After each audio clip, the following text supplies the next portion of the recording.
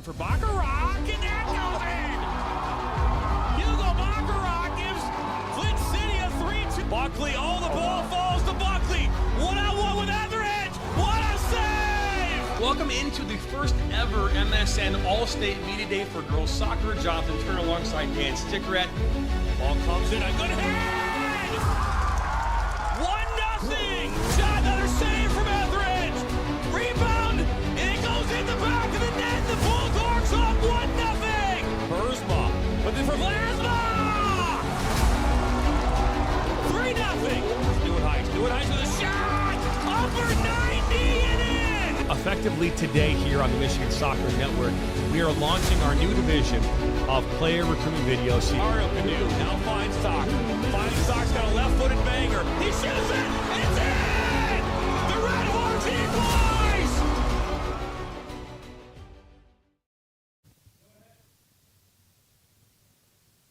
Well, the race to first place in the MASL has officially reached a fevered pitch. As tonight on the National Soccer Network, we bring you the most fierce rivalry in all of the MASL. It's the Chihuahua Savage hosting the San Diego Sockers right here on NSN. Nate Wangler alongside Dan Stickrett. Dan, just 1 point separating these two teams atop the standings in the MASL. You've gotten the opportunity to see them once already this season.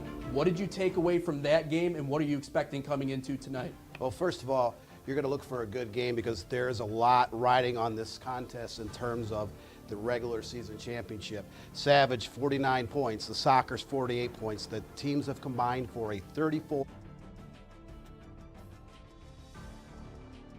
Close these teams are.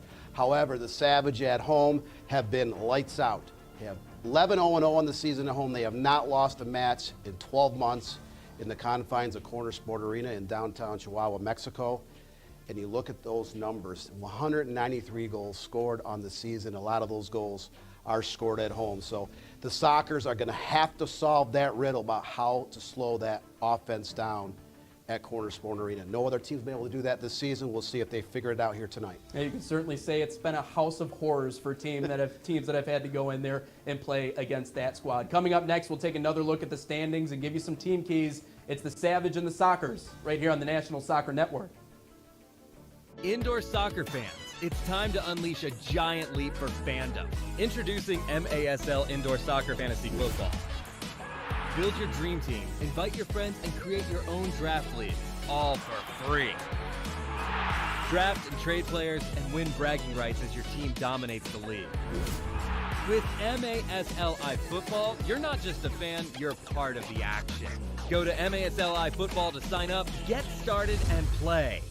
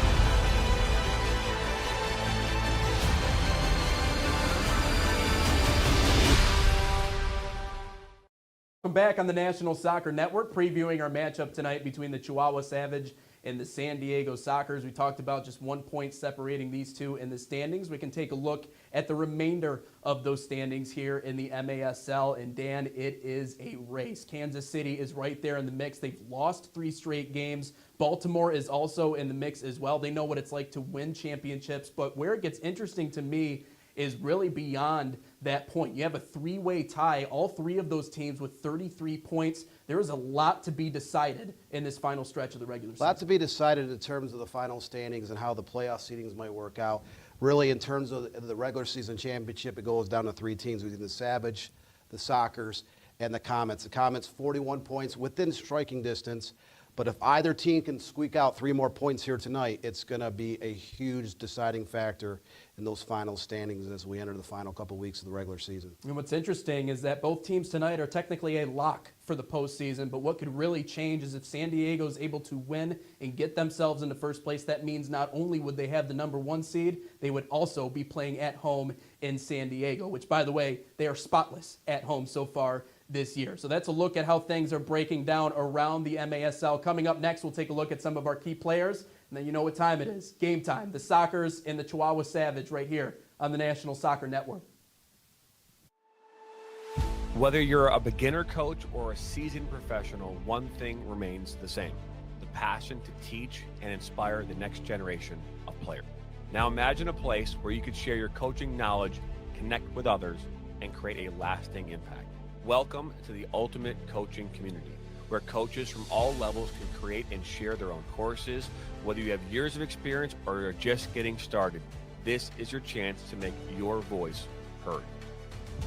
Create your own personalized courses, share drills, strategies, and tips, and watch as your knowledge reaches coaches from all corners of the soccer world. With a platform designed for sharing, learning, and growing, you're not just teaching the game, you're creating a community of like-minded coaches, all striving to be the best they can be. Together, we'll elevate the game and support one another to be better, stronger coaches.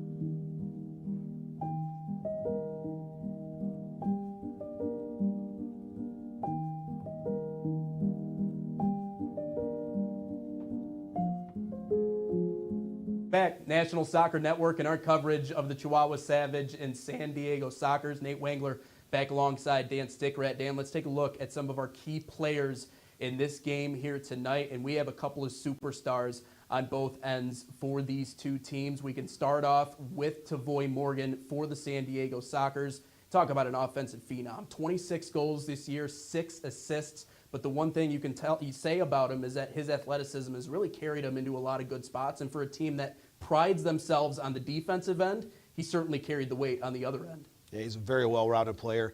26 goals is 4th overall in the entire league. 6 assists, ranks in the top 25. Just a versatile, very valuable player. And then the attack, a lot of the goals go through him. Sometimes the second assist don't register, but he's the type of player that can really get things going on that offense end of the field for the San Diego Sockers. Second most star points in the entire MASL so far this year, so star power is something they don't lack. On the other side, Jorge Rios, 29 goals, first place in the MASL. He's scattered across the leaderboards in this league right now. He's kind of the face of the league when you consider all the different things he can do, but he's one of many options, you think, for a team in Chihuahua who really pours it on offensively. What have you taken away from his game this year? Well, you look at the standings in terms of individual stats in a lot of categories. You see his name pop up, top 5, top 10, top 20. He is all over a multitude of categories, so that shows you what his worth is as a player. Again, this is an incredibly offensive, talented team. They have several players with over 8 to 10 goals, several players with 8 or more assists. They have 3 players that are in the top 20 in scoring overall, and they spread the wealth around. Last week when they came back from an early 2-1 deficit, their top 2 players didn't register very many points in that game, but they have the other weapons that can stand up and beat you. They come at you in ways, they're very deep. And again, in the confines of Corner Sport Arena, the dimensions are slightly different. We talked about that in previous broadcasts. They know how to utilize that space, those boards, and they are very comfortable in their own confines of Corner Sport Arena. And again, a team that has not lost at home in an entire year. Not only that, a raucous environment too. So we got a raucous environment, we have star power, we have a race to first place. What else could you want? It's the Savage and it's the Sockers, and it's coming up next right here on the National Soccer Network.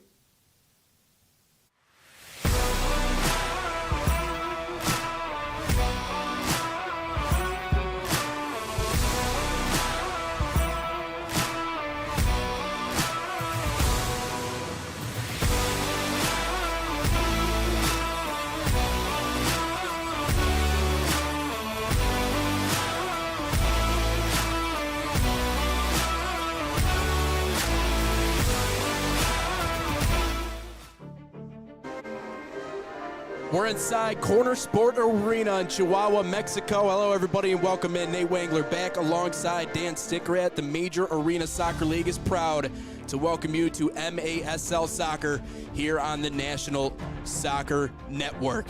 Before we get to our action, brought to you by Miter. Miter's the official ball game sponsor of Major Arena Soccer League. Established in 1817, Miter is one of the leading soccer brands worldwide and produces some of the best soccer balls in the world. Learn more at miter.com. That's MITRE.com. Dan, we can't really wait to get to this one. I wish I could make it start sooner than what it is, but we have to go through, obviously, the anthems and do all the pregame stuff. But this is the one game that I feel like we've kind of been building up to. And it's nuts because you have a whole season, so you feel like things would have been sorted out at this point, but it's actually quite the opposite. We still have a lot of figuring out left to do, and maybe tonight we could see a record finally get broken. You talked about it during that pregame show. Chihuahua hasn't lost a game inside this building since March of last year. What does San Diego have to do to get that done? Well, you look at the offensive end for the Chihuahua Savage, 193 to 103 goals for, goals against, plus 90. Next best team is the Sockers, plus 34. So you look at those offensive numbers, and the Sockers are going to have to find a way to slow that offense down, not allow them to possess the ball for too long a periods of time, play great defense, kind of keep them away from the angles. You have to find a way to slow them down. And again, when they have a lot of star power, they have a lot of depth, a lot of players that they rotate in and out of that lineup that are registering goals and assists. This team has been indestructible on their home floor. And you saw the highlights there just a moment ago from that 7-goal run that they had the last time that you guys were on the call here in Chihuahua. It's something interesting you mentioned during the pregame show, the dimensions of the stadium. Like, they know how to play in this stadium, and that's what makes it so good. The other thing I'll say is that despite the fact that numbers-wise they might not have as many fans come out to the games, you can still make 2,000 people sound like about 10,000 if they're all at full throat. I feel like there's just so many things about the stadium that are really tough to play in. Yeah, they're electric. Their crowd's been bigger than a lot of other franchises around the MASL. But success breeds success, and you can see that in the fans, the size of the crowds. When you are one of the top teams in this league year in and year out, and you're putting up those kinds of offensive numbers, it draws fans into the arena. We can take a look at what's going on around the MASL. We got Kansas City and Milwaukee going head-to-head right now. It looks like 5-4, Kansas City out in front. Dan, this is also a really important game when we take a look around the standings. Kansas City's kind of fallen down the stairs a little bit lately. 3 straight losses. Yes, they've qualified for the playoffs as there's a goal just like that as we cut into this game. And Milwaukee, I believe, has been able to tie it up. That doesn't look like a goal celebration. Oh, it is. Okay, a nonchalant goal celebration. Act like you've been there before, but tied up at 5 here in the fourth quarter, so a barn burner in this one. But these games matter. Yeah, you're in, but now we're talking about seeding and matchups and all that other stuff, so it emphasizes how important it is to still win these games down the stretch. Yeah, the Kansas City Comets, they are third place. They had already clinched over a week ago. They don't want to fall any further down the standings. They would like to be able to get that number 1, 3 seed. They're technically still in this hunt. There's only a couple weeks left in regular season, but they are 7 points behind the San Diego Sockers, 8 points behind the Chihuahua Savage, and they will likely not win the regular season crown, but they still have a chance to solidify that third-place finish. The Wave, however, are in a 3-way tie for 4th with 33 points. Milwaukee Wave is in that cluster as well. So you get into those last few weeks of the regular season, there's still a lot to be decided. And then in this game in particular, your top 2 teams, only 1 point separate. We talked about in the pregame, the combined record, 34-7-0 between these 2 teams. Neither side has ever lost this season at home. Chihuahua's at home today. Both sides have put up very good numbers this season. I mean, you even look at the San Diego, 124 to 90 goals for, goals against. That's plus 34. Third best in the plus department is plus 28 for the Baltimore Blast. They're one of the 3 teams that are tied with 33 points. They've outscored their opposition 114-86. So up and down that top 6 teams in this league, it's 12 teams overall. You can see the parallels where the offensive numbers and defensive numbers are solid for the most part. So a lot is riding on these last couple weeks of the regular season. Who will win that regular season crown, get that number 1 seed for the tournament? There's a lot remains to be seen. You can see a greeting here between the 2 captains on either side as they decide things going into this one. Here's another look at those standings at the top. Chihuahua Savage and San Diego Sockers, again, just separated by 1 point. And it's funny because I alluded to the rivalry a little bit in the pregame show. And yes, this year they're two of the best teams, but we can take a look back the last 4 years, right? San Diego rattles off back-to-back. Then here comes Chihuahua joining the league. They win back-to-back, now with an opportunity to win 3 straight. There's a lot of winning pedigree on both sides of the coin. For San Diego, they've been there, done that. They have 16 of them since the early 80s Indoor Arena Soccer League championships. Obviously, the leagues have changed since that point. It's been a long time. But on the other side, for Chihuahua, kind of the new kids on the block, but they didn't just open the door. They kicked down the door in the MASL, and they've been kind of holding the league hostage, if you will, over the last few years. Back-to-back North American champions at MASL. And then you look at 4th place, Baltimore Blast, another team that is used to winning, used to being in that top third of the league. They have won multiple championships or finished as a runner-up multiple times in their franchise history. So star power across the top of the charts here, absolutely. Some of the best teams historically are there, and then Chihuahua is relatively new to the league. But they, again, they're at home today, and you see the crowd rolling into the Corner Sport Arena. They are absolutely electric in this arena. So this is a huge game. 1 point separates these two teams, 49-48 in favor of the Savage at this point. We'll see what transpires here over the next couple of hours. Little playoff preview for you here on the National Soccer Network between San Diego and Chihuahua. You see both teams lining up here. San Diego in those black and red uniforms. Chihuahua just across the way. Or check that, Chihuahua in the red and black. I apologize. San Diego on the other side in their white kits here tonight. On the great top in Corner Sports Arena, here we go. Just underway in this first quarter. Nate Wangler alongside Dan Stickrat. This one already rolling into goal. And San Diego will look to work it back the opposite direction. Dan, and they've already beaten this team this year too, so they already have a taste as to what it's like to play against this team and maybe how to beat them. Now can they use the dimensions to their favor? Tavoy Morgan rifles one on, skips just wide as they settle it down here off to the right of the goal. Marcius lobs one up towards the middle of the field. That clock just starting here in the first quarter, so maybe some free play to begin this one. Corner Sports Arena in Chihuahua, Mexico. Good turnout for this game here tonight. Great turnout.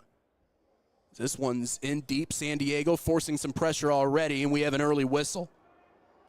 Looks like Kristen Quintana got a little too handsy, and that gives the ball right back here to Chihuahua with a free kick.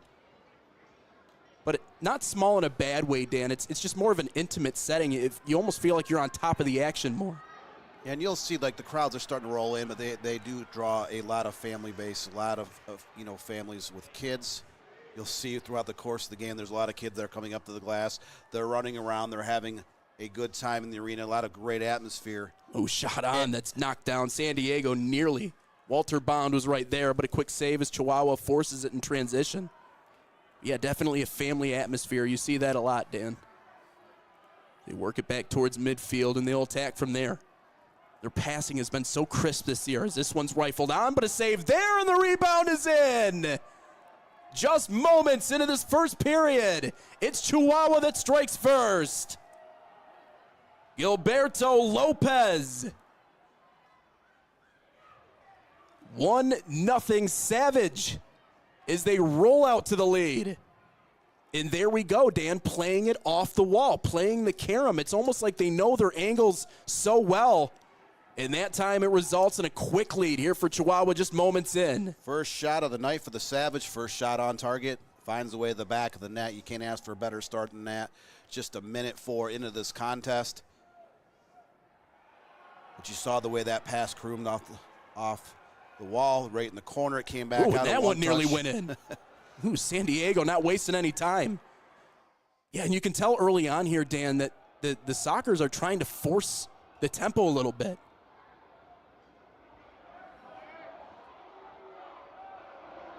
And work it back into their own defensive zone. You have to be careful not to allow a lot of those deflections. But yeah, as Dan, you were talking about, just played the carom. And that was enough for them to squeeze in that first goal. The Savage do a great job of closing down, especially when they're on the attack. Try to force turnovers in that backfield. And here's one right in front. It's just whistled wide, but the rebound kicks up. Loose ball that works its way back out towards the center mark, and San Diego will look to charge the other direction. Mendez carrying it. Cycles one in front, still loose. Chihuahua trying to play it out, and they do successfully defensively. Both teams playing a lot of energy here in the first 2 minutes. Just showing us already 1-0 in favor of the homestanding Savage. And they might have another here. Valet lofts one in the middle, and they shelf it. Top shelf. Are you kidding? 2-0, a lightning flash. In this first quarter, it's 2-0 Chihuahua. The ball kind of caroons over to the left side of the box, a one touch in the high upper 90. And banging that one in, that time Pedro Castaneda. And again, back to something we were talking about earlier, Dan. They have so many options on offense. Look at Castaneda crashing back post. That one just squirts right out to him, and he cycles it in top shelf. 2-0, the Savage in a flash. As they'll talk things over here with their head coach before continuing play. And again, that's what makes this team so dangerous, Dan. They just have so many different players they can go to. As a look at Edgar Martinez. You can take a look also at what's going on out in Kansas City. And while the last time we talked to you, it was tied at 5, it's no longer the case. Able to put in goal number 7 there. Beautiful off the wall. What a feed that time by Kazim, and that makes it 7-5 in favor of KC. Again, we talked about the importance of that game, but they got a few different players who can play too. You know, Rion Marquez, talk about someone that was with Jorge Rios kind of in lockstep towards the top of a lot of the stats. He's someone that certainly helped that team out. They finally break the huddle here, so 2-0 for Chihuahua with still north of 12 minutes ago. I had a pleasure of calling the Kansas City Comets road game at Chihuahua last Friday night with one of our co-hosts, Neil Rule. The Comets came out, played a lot of energy in that first 5 to 10 minutes. They were up 2-1. The Savage tied up right before the end of that conclusion of the first quarter. That was part of a 5-0 run. Comets never fully recovered after that point. So it shows you that Savage, when they are hot, when they are in rhythm, when they really get going, they can score, and they can score in a hurry, and they also can score in bunches. You've seen that time and time again this season in home matches here in Chihuahua, Mexico. And they love turning defense into offense too. That time Jorge Rios turned away. And something that San Diego has, they have 2 players in the top 10 in terms of blocked shots this year. So they've been able to take a lot of the pressure off goal. Not early in this one. Another rebound, and it's 3. Before you can even blink, under 5 minutes into this first period, it's already a hat trick for the Savage. And playing it off the wall. Goodness gracious. It's like playing stick hockey in your basement. You know how the walls go. You know which ones have good bounce off of them. Look at that. Skip pass. Back to the middle, money every time. Hugo Puentes adds another one. It's 3-0. Puentes, another player that's all over that top 10, top 20 in the leaders board. And you can just see, based off the hands on the hips from San Diego, that is not how you want to start this one. Puentes came into the game with number 3 in the league with 40 points. He has 21 goals and 19 assists on the year. Averages 2.2 points a game. Just a very well-balanced player. You know, a lot of teams will key in defensively on Rios and Puentes. Sometimes they can contain them, sometimes they can't, but they'll have a lot of other players that can put that ball into the back of the net and also create chances for teammates. Trying to create a chance here as they force it back to the middle. Playing a little bit more conservative here after giving up those early 3 goals. Costa tries to throw one in, and it gets kicked up over top of the goal. Possession will be here for San Diego off the deflection, and they'll get it right back. But 3 quick goals. Gilberto Lopez, Castaneda, and Puentes. 1, 2, and 3 for the Savage. We're not even 5 minutes into this one quite yet. Here's a setup for one that's whistled just a little bit wide. Trying to set one up in the middle, now into the San Diego zone as they're able to shut off Chihuahua, and they'll quickly roll it back into play. De Oliveira scoots it up the far boards. He's running out to play that one. Brave out of goal that time for Chihuahua. In net, by the way, for the Savage. They have a good goaltender. Diego Reynoso has been exceptional this year. One of the things that they've been able to do is, again, take a lot of the pressure off of his shoulders, and it's easier to play Dan Stickrad as a goalie when you're already working with a 3-0 lead. Yeah. A little bit more confidence as a goalkeeper when it's not, you know, games that are tight, maybe 0-0, 1-1, you have to really concentrate. But at the same time, you don't want to get too relaxed as a goalkeeper because there's a lot of good teams in any league of soccer. Yes, you sometimes can play a little bit of extra swagger, a little bit extra confidence when your team is up, especially when they're up 3 or 4 goals early into a match. The counterattack falling shy. San Diego able to shut down that opportunity as we bleed inside of 10 minutes. Again, the last time these two teams faced, it was 7 goals in a row for Chihuahua. So that kind of puts the emphasis on the Sockers at least doing something to stop the bleeding here in this first before things get even further out of hand. But the counterattack has been where it's needed to be. But a big turnover right back to San Diego's. They work it into the offensive zone inside of 10 minutes. They try to play it off the walls. It's pinned up in the corner.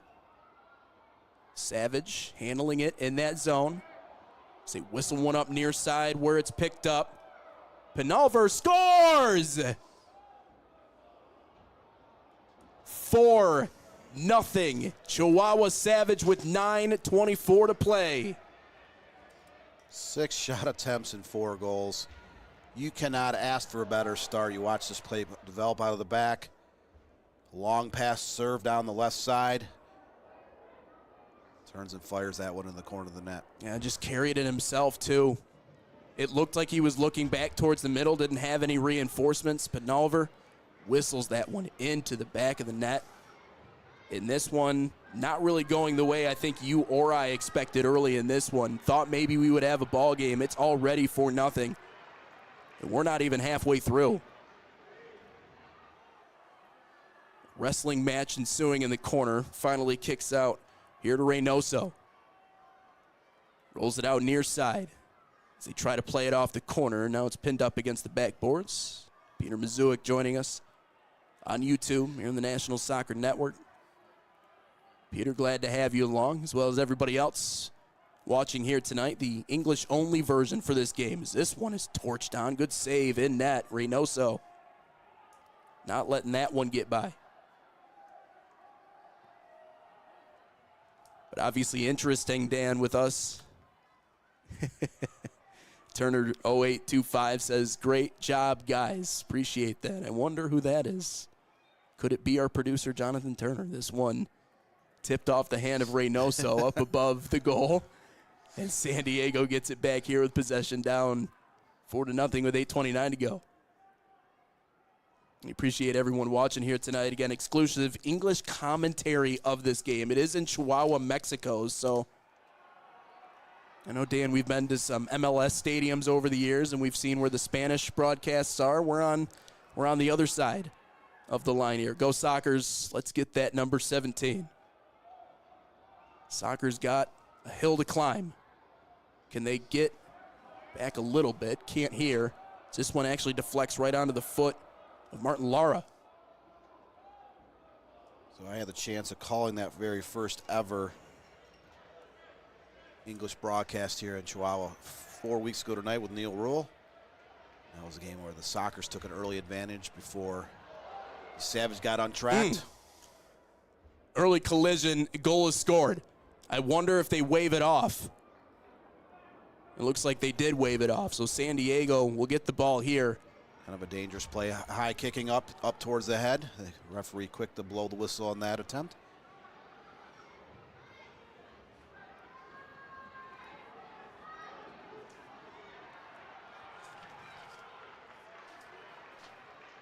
So 4-0 Chihuahua out in front. 7 of 5 in total shots. We've only played about 8 minutes or so in this match. Chihuahua putting 4 of those attempts into the back of the net. San Diego Trying to force the issue here. Kicks back in front where it's picked up, and they'll send it away. By the way, MASLsoccer.com is your home for everything Major Arena Soccer League. All the latest news, leaderboards, highlights, and more. Go to MASLsoccer.com for all of that. San Diego's had trouble at least getting anything on goal early in this game.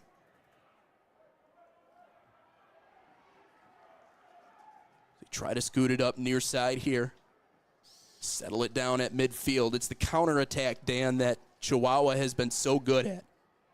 They turn offense into defense better than anybody, as we have, it's like a little rugby scrum happening in the middle of the field, but they let it go anyways.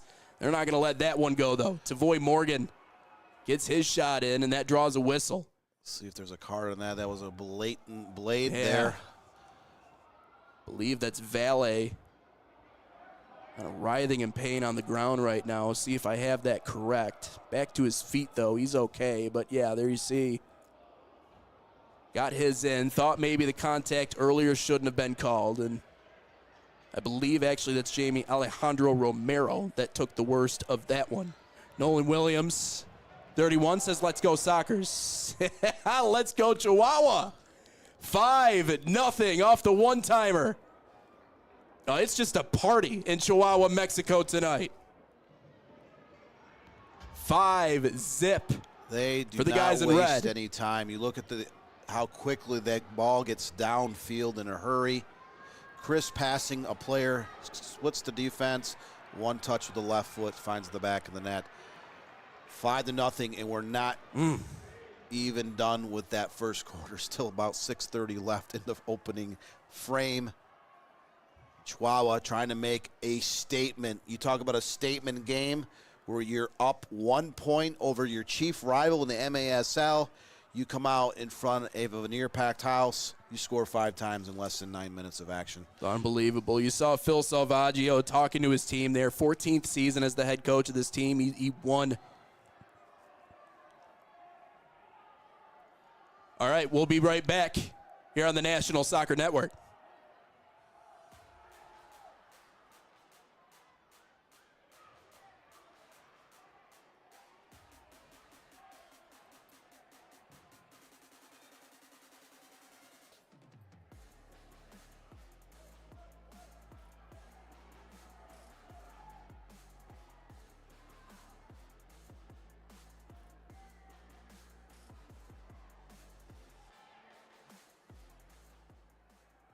Indoor soccer fans, it's time to unleash a giant leap for fandom. Introducing MASL Indoor Soccer Fantasy Football. Build your dream team, invite your friends, and create your own draft league, all for free. Draft and trade players. Play continues here with 6:28 to go in this first quarter. 5-0 Chihuahua. Dan, it is a savage beatdown of sorts in this first quarter. We'll see if that continues. Savage beatdowns, savage attack. They were relentless here to open up this first quarter. 8-5 in total shots. All 5 shots on target. Find their way in the back of the net. You can't ask for a better start. Tavoy Morgan got cut down, and this might be interesting. Had a good angle on it right in the middle off a great feed. Kind of gets cut down from behind. And it looks like that will set San Diego up with a prime offensive opportunity, and really their first of this game with 5:59 to go. It's just about a yard outside of the box. We'll have Costa take it. And it kicks up high. Great defense knocking that one down for Chihuahua. Someone got the worst of it, but sacrificing the body to save the goal. And he's okay, back to his feet. You talk about taking one for the team. When I grew up in high school many years ago, I played, outside wing back, a marking back position. And we would set up and practice, free kicks defensively and offensively. And I took a few welts off the legs in practice. I know how that feels. Costa plays the deflection. Back towards the middle, can't finish the opportunity. Yeah, but you're willing to do it if you save the goal, right? At the end of the day, the job is accomplished. Sometimes you get so hard with that ball, the markings on the ball, they would actually leave a scab, the marks on your thigh. The saying is, we have ice. Don't worry about it. Yeah. We'll be able to take care of it. Suck it up, I guess you could say, right? Take one for the team and live with it. Chihuahua trying to continue this dominance. Leo shoots it up over the goal. As we take a look at what's going on just across the way, Kansas City maintaining that 2-goal lead. But again, that can evaporate quickly, especially in arena soccer. So a 2-goal lead for KC, again, trying to stay in that race for first place. And again, who knows down the stretch what can happen. Here's you got a quick look at the head coach on the other side for Chihuahua, Edgar Martinez. It's amazing. All 3 of these years, they've had 3 different coaches. And amazingly, in all 3 of those years, they've been able to be the top team in the league. I'm not quite sure how you're able to do that, but Edgar Martinez picked up and has been continuing the tradition what seems like seamlessly. So, ask the question, if the Savage end up winning the regular season, they turn around and win the postseason, does Martinez, get on the ship and sail off into the sunset? Because, hey, 3 different coaches, 3 different years. Hey, I guess we got to find someone new. Go out a winner. This one scooted off the back wall. Chihuahua nearly had an opportunity to circle one back in front, but yeah, you're right. I mean, like, if you're going off of superstitions, I feel like that would be the thing to do. And I mean, unless, I don't know. So 5-0, just north of 5 minutes ago. Free kick coming up. By the way, another sponsor, Green Drop, offers a better alternative than the outdated compression sleeves and socks, truly providing long-lasting relief at an affordable price.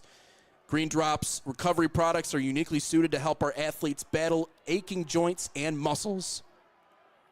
Free kick for San Diego is whistled high and into the netting. That'll stop play. But you can learn more or try it yourself visiting greendropcompression.com, and then that's greendropcompression.com. So maybe a wasted opportunity there for the Savage. 5-0. Still the lead in favor. Boris Pardo rolling the ball back out. He has been very good this year. And here's what's kind of odd about this lead right now, Dan. They don't normally give up a lot of goals. Yeah, you look at Pardo's stats, another goalkeeper that's in the top 10 in 4 categories. He is number 1 in goals against average, 4.39 for indoor soccer. That is a very good number. Number 7 in save percentage at .704. Tied for the league in wins with 11. 9th overall in total saves with 143 on the 2024-25 campaign. But sometimes giving up 5 goals isn't necessarily a goalkeeper's fault. Yeah. There's been a lot of quick attacks, great passes, slots through traffic. And the Savage, a lot of their goals have been one-touches. They get the ball, they do not dribble, they do not try to settle it down. They're turning around and getting a hold of that ball and ripping it towards the back of the net. So you can't necessarily blame a lot of that on Pardo. Some of it is not marking up as a defender, not marking up as kind of a midfielder, getting back, helping out in the defensive end of the field. And this is a team that talked about. The only team in the MASL last 2 years haven't given up more than 100 goals. This one's saved in goal, but maybe a rebound opportunity. On the other side, Chihuahua just 2 away from being the first team to cross the 200 plateau in the league this year. And that tells you anything about what their offense is capable of. At least it should. This one kicks up out of bounds now with 4:11 to go in this first quarter, but it just seems so easy. And it's ironic that one of their 4 losses was at San Diego. I believe that score was 5-2 back in January. So the Sockers were able to kind of solve that riddle when the Savage are on the road. But here again, we've talked about this week. I talked about it last week with Neil Rule. A month ago when we did the first Chihuahua game here in Corner Sport Arena. We talked about that in length in that game. Drive on. Ooh, off the top post. Very quickly, Leal nearly netted that one.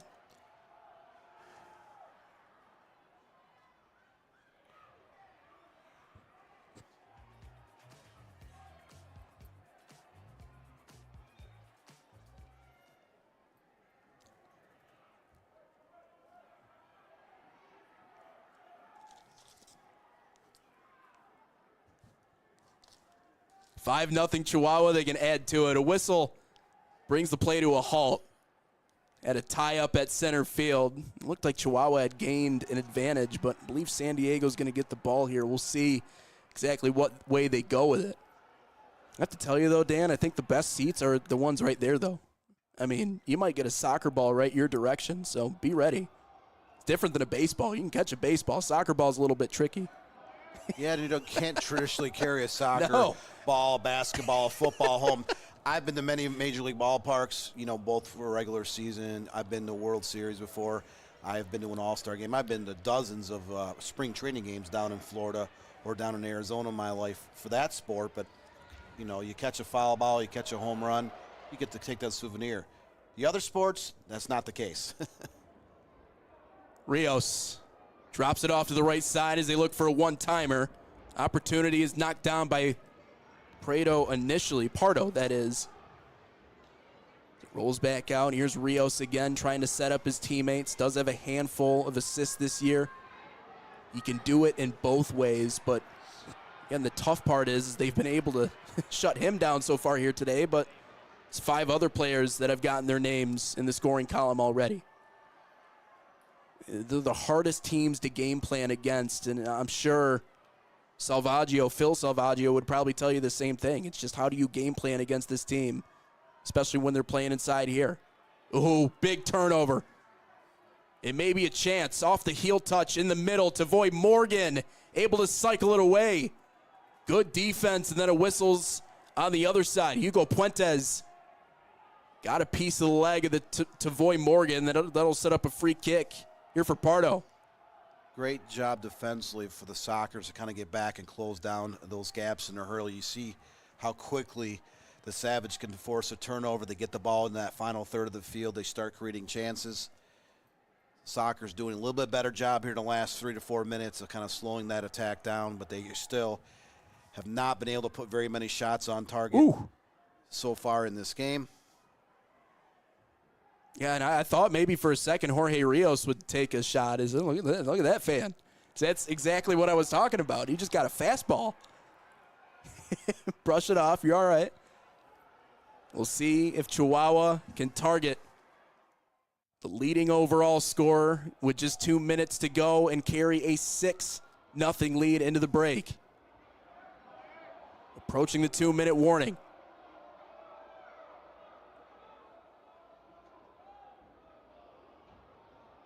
Tempted to call it the blue line like it's hockey, but I guess it's technically not the blue line, it's the black line. But out. Gonna work it back in. Looks like we have a free kick coming up here for Chihuahua. Just north of that line with now 1:52 to go in this first quarter. They strike quickly. Do they try and tic-tac-toe another one into the back of the net? 1:48. Hernandez has it taken away from him. Chihuahua regains possession quickly, though, and they'll set up in their own zone with 1:39 to go.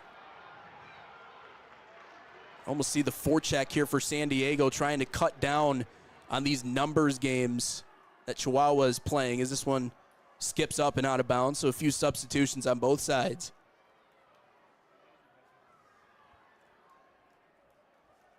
They're so good at getting numbers out in front.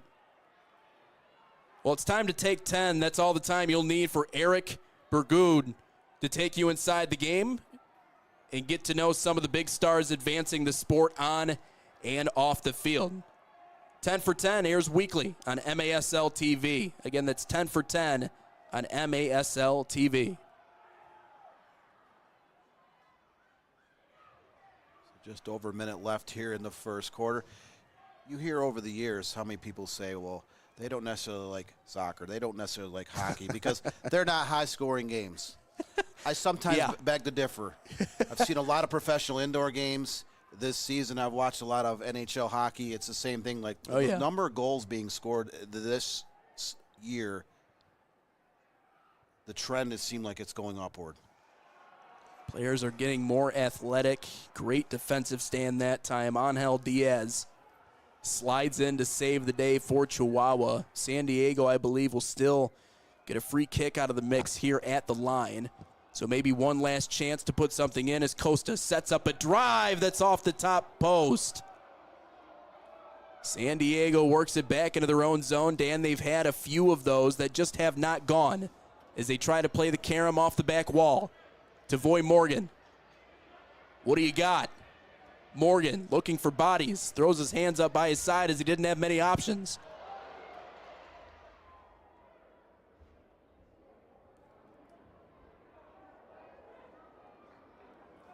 Actually, we have an update for you, a switch to notify you of.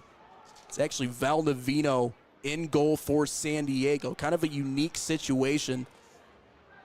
Berna Valdivino, who was actually just signed for this game. So correction on who's in goal for San Diego, as that will bring the first quarter to a close. All Savage in quarter number 1, 5-0 they lead as we go to break on the National Soccer Network.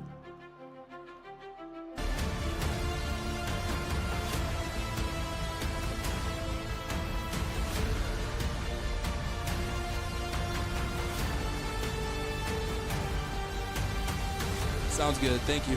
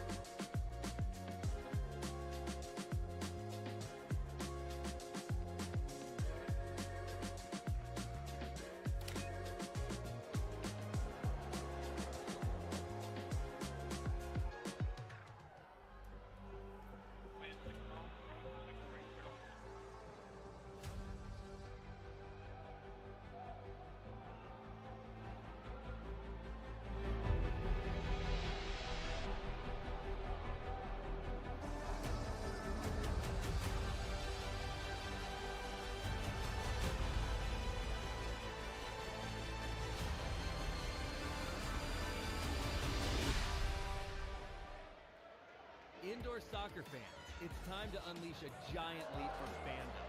Introducing MASL Indoor Soccer Fantasy Football. Build your dream team, invite your friends, and create your own draft league, all for free. Draft and trade players and win bragging rights as your team dominates the league.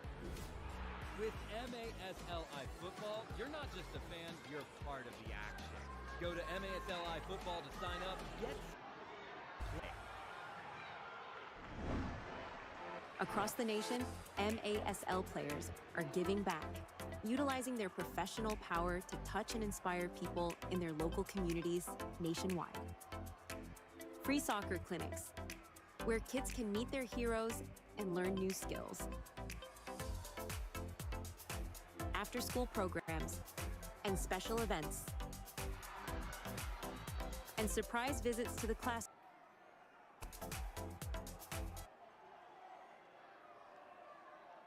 Second period underway here on the National Soccer Network, Chihuahua and San Diego. Right now, the Chihuahua Savage playing big, up big, 5-0 after that first quarter.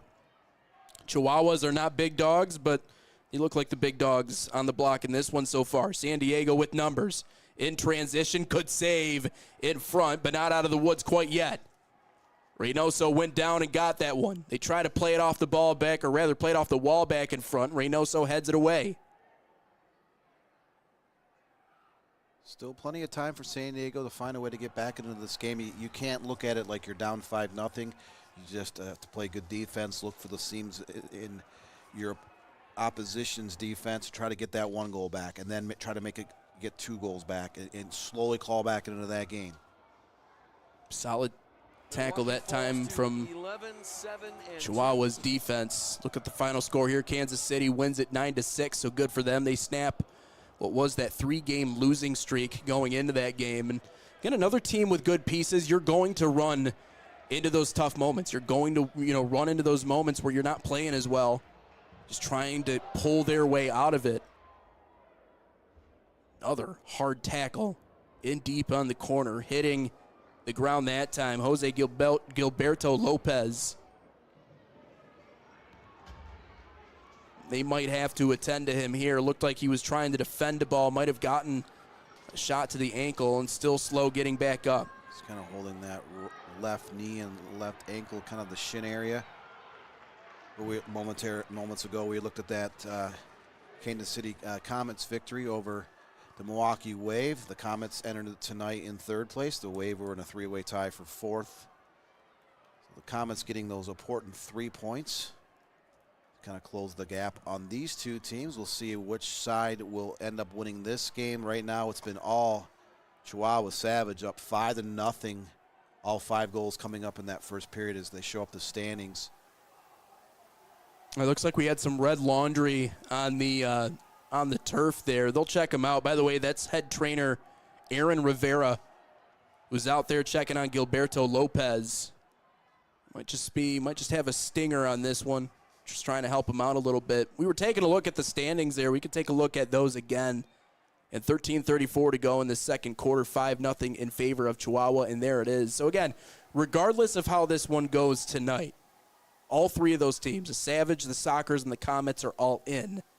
It is important to think, though, all the playoff games, every single one of them, are going to be played in San Diego. And so where this gets interesting, yeah, Chihuahua might look like the Kansas City Chiefs of the MASL right now, but consider the fact that, Dan, they're only 6-4-0 away from home. I mean, they're Utica City has 6 wins on the road. So, there are other teams that have better, more competitive records on the road than they do. So it's not always a guarantee. And if they were playing here, I figure you could just give it to them right away. But a little bit of a different story. We talk about playing all of them in San Diego. And the Savage already lost one of their 4 games in San Diego this year. Right. But then you have to look at all the different arenas. All 12, the dimensions are different. The curvatures in the corners are different. The way these arenas are laid out, they're all slightly different, and the Savage have been able to figure out how to be very dominant at home in Corner Sport Arena. But 4 of those losses have come on the road. They will play all games in the tournament in April in San Diego. So that could have a huge factor in how this all shapes up. Referee sorting things out here. There's another look. Edgar Martinez. They're going to say no foul, that it was incidental. San Diego, looks like that time, maybe Sebastian Mendez getting his final thoughts to the referee. Maybe check that. Luis Ortega, who goes as Pee-wee, I believe. I believe that was the nickname on the back of his jersey. That is not his last name. But I guess sometimes they go with nicknames in the MASL. Still north of 13 minutes to go. 5-0 Chihuahua. San Diego needs a goal like a drink of water after hiking through the Sahara Desert. It is getting interesting here in just half number 1. Sockers have a 2-0 shots advantage in the second half. Overall, just 10-10 for both sides. But the Savage putting 6 of those 10 shots on target, 5 into the back of the net to take complete and total control of this game. Sockers just struggling on the offensive end. They've been able to kind of slow down that attack of the Savage here in the waning minutes of that first quarter. Have not allowed any shots here in the first couple minutes of the second. Oh, that's nearly a good setup. Sliding in to save it, though, last second. As Reynoso had to go down and get dirty to send that one away, but it keeps it here in this 5-0 lead. And again, you talked about how solid he's been in goal this year. Top 4 in goals allowed as that one sprayed a little bit wide. He's also gotten lucky on a few times too. That one just wide of the far post, and Chihuahua will now set up with 13:03 to go.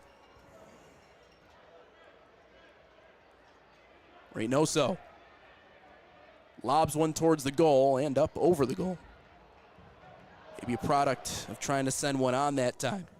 So we were talking about in goal tonight, Berna Valdovinos in net for San Diego in this one. And a little bit of a unique situation. He was actually signed to play this game. So it almost kind of feels like, you're talking about the NHL earlier, like an emergency goalie type situation. I don't know if that's the case.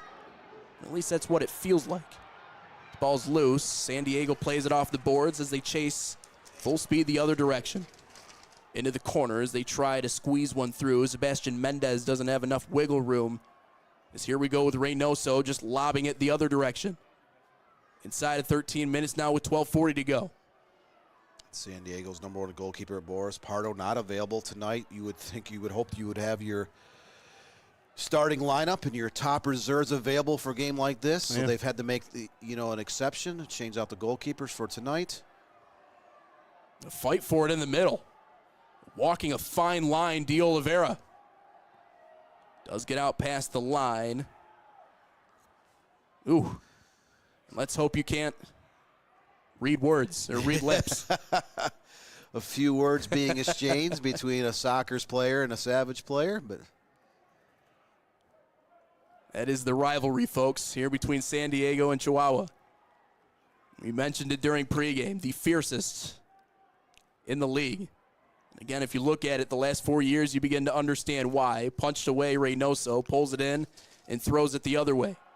About 5 minutes gone here in this second quarter. Of course, over the last 4 years, we talked about it. These two teams have been battling a lot. Of course, the one that probably hurt the most for San Diego was last year in the postseason. These two teams went to a decisive Game 3, and it was Chihuahua who was able to actually pull that one out on the road. And not just that, the last game in their old stadium for the Sockers, Tavoy Morgan works back a good turnover, but has it knocked down as it squirts back into the corner, and a wrestling match will ensue there. Bodies pinned up against the boards, whistle drawing it to a close. Well, MASL Monday, catch the MASL Monday every Monday night on MASL TV and on CBS Sports Golazo Network.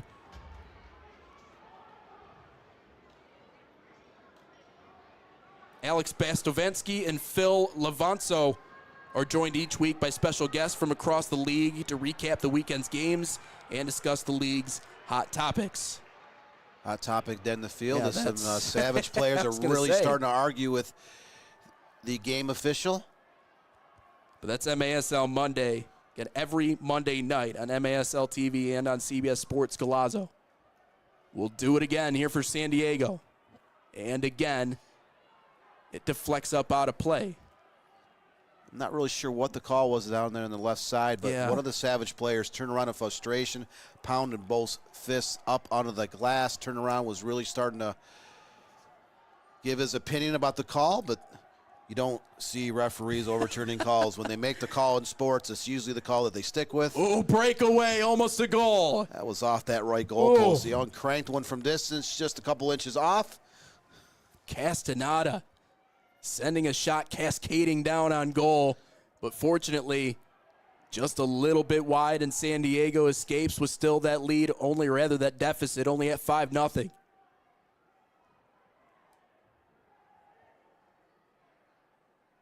Handling the ball here as they try to loft it in the Chihuahua zone. But you feel like it's a baptism by fire kind of night for Valdivinos. Hey, welcome. Here's your one-game contract. You get to play the Chihuahua Savage on the road. Soccer's done a better job defensively here in the last several minutes. I will say that, yes. It was 5-0, 8:31 in this contest. The Savage have not scored since then. They haven't attempted a shot here to start the second quarter. Can San Diego find some sort of momentum? They can cut it to 4 here. Play it off the wall, and waiting ever so patiently is Reynoso as he's able to pick that one up. And the one thing I will say about the way he plays the game, he demands his space. So good at coming out of the goal and setting up this team, as he nearly did there. And that's what's important when you talk about playing goal in this league. You can't just sit back and save shots. You have to set up your team too. And again, that allows more bodies to get forward, and I'm sure you saw it in their last game, Dan. He does a lot of that. Reynoso is tied in the league lead with 11 wins. So he's had 11 of the 17 wins for the Savage. Christian Hernandez has the other 6 victories, but save percentage-wise, Diego Reynoso, 8th in the league at save percentage at .701. Elsa Johnson says, come on, Sockers, let's go. Got a lot of San Diego fans watching us here tonight. Of course, as you've talked about this in the past. I know you're kind of the soccer encyclopedia. You've seen so many games in your time. Sometimes you just need one to open up the floodgates. But that's kind of where we stand right now with San Diego. Have to find something. Can Devoy Morgan provide that? One-timer, they score! Morgan sets up the one-timer, and San Diego finally gets into the score column. Luis Ortega off a laser beam from Morgan, and he puts it in the back of the net. Sockers have come out and played much more inspired soccer here to start the second quarter. 4 shots, 3 on target. They finally get that first goal. I talked about that. You have to score 1 goal at a time in increments. Just keep plugging away, keep clawing away, get a goal, maybe get a little bit of luck or a great bounce, a great feed, through traffic, tuck another one in, start to gain a little bit of the confidence, get that momentum back. Ooh, that one just sprayed high. The first shot attempt of the second quarter for the Savage that just went above the crossbar. And that's progress. Not allowing them to get any shots off. First 5 minutes plus. And now maybe a turnover that could set something up as Costa handles it back into the San Diego zone. Just north of 8 minutes to go. It seems like Valdivinos maybe starting to catch on a little bit. Was under a barrage to begin that first quarter. That defense starting to settle in now, and you had a feeling that it would come around for them, Dan, because that, again, that's their identity. And so they're playing like it.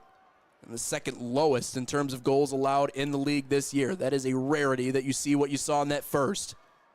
Near chance on, shut down that time by Chihuahua.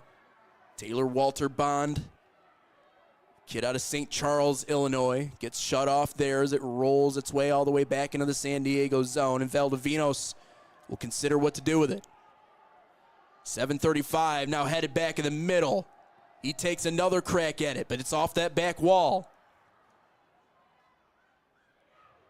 Certainly seems like they're at least moving the ball better. Walter Bond nearly a one-time chance to cut it to 3, but instead it stays at 5-1 with 7:19 to go. Sockers have not only done a better job here in the waning minutes of that first quarter and in the second quarter, but they're doing a better job possessing the ball. The Savage can't, get the ball downfield in a hurry. If they don't have the ball, the Sockers are not turning the ball over like they did in the first 7 or 8 minutes of the game. They've settled down a little bit.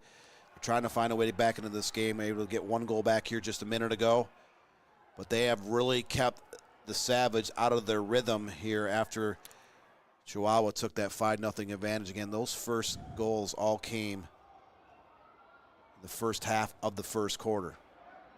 It just looked like they were playing on rookie mode there for about 10 minutes, but that has since changed. Handled here at the midfield. Sent out wide by De Oliveira. Now they work it back to him as he circles one again to the right side. About 6.5 to go. De Oliveira scoots one into the middle as they work it into the corner. The ball movements looked better. And then a whistle, a handball that stops the momentum on that play. Chihuahua is set piece inside their own half, and they play it quickly. And they waste no time on those as this one's whistled high and wide. Believe that was the kid himself, Rios. A fastball that didn't quite hit the target. You look at that first quarter scoring, Nathan, and you talked about the balance, that depth. They had 5 different goal scorers, and both of their assists came from different players as well. So Chihuahua have 7 players into that column already in terms of goals of assists. Just unable to find that rhythm here in the second quarter thus far, but they are still a very talented offensive team, and all it takes is one opportunity to tuck another one in the back of the net.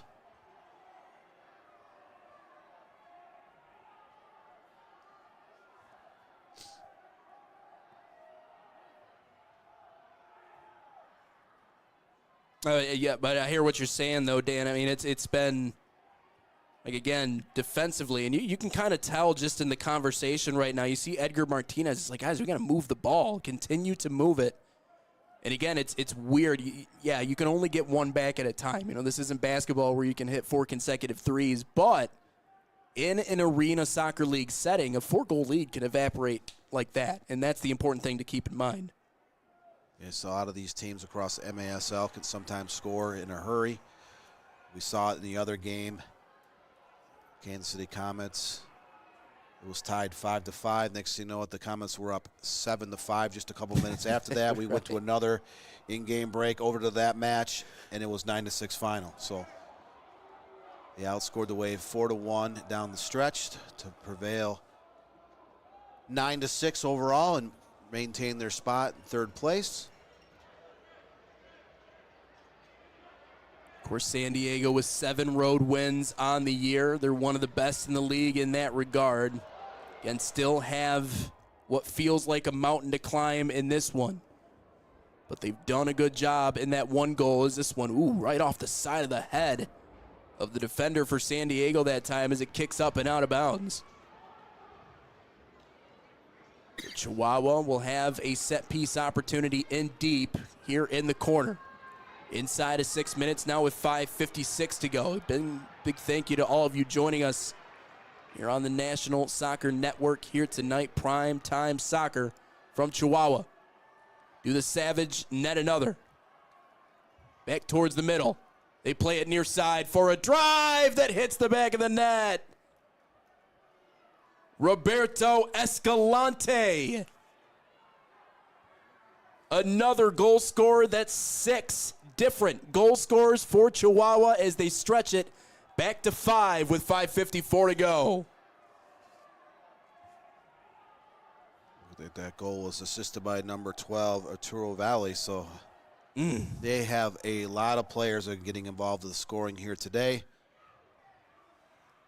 And just look at the setup on that one, too. 1, 2, what are you going to do? He has a perfect lane, and Escalante elevates this lead yet again. It's 6-1.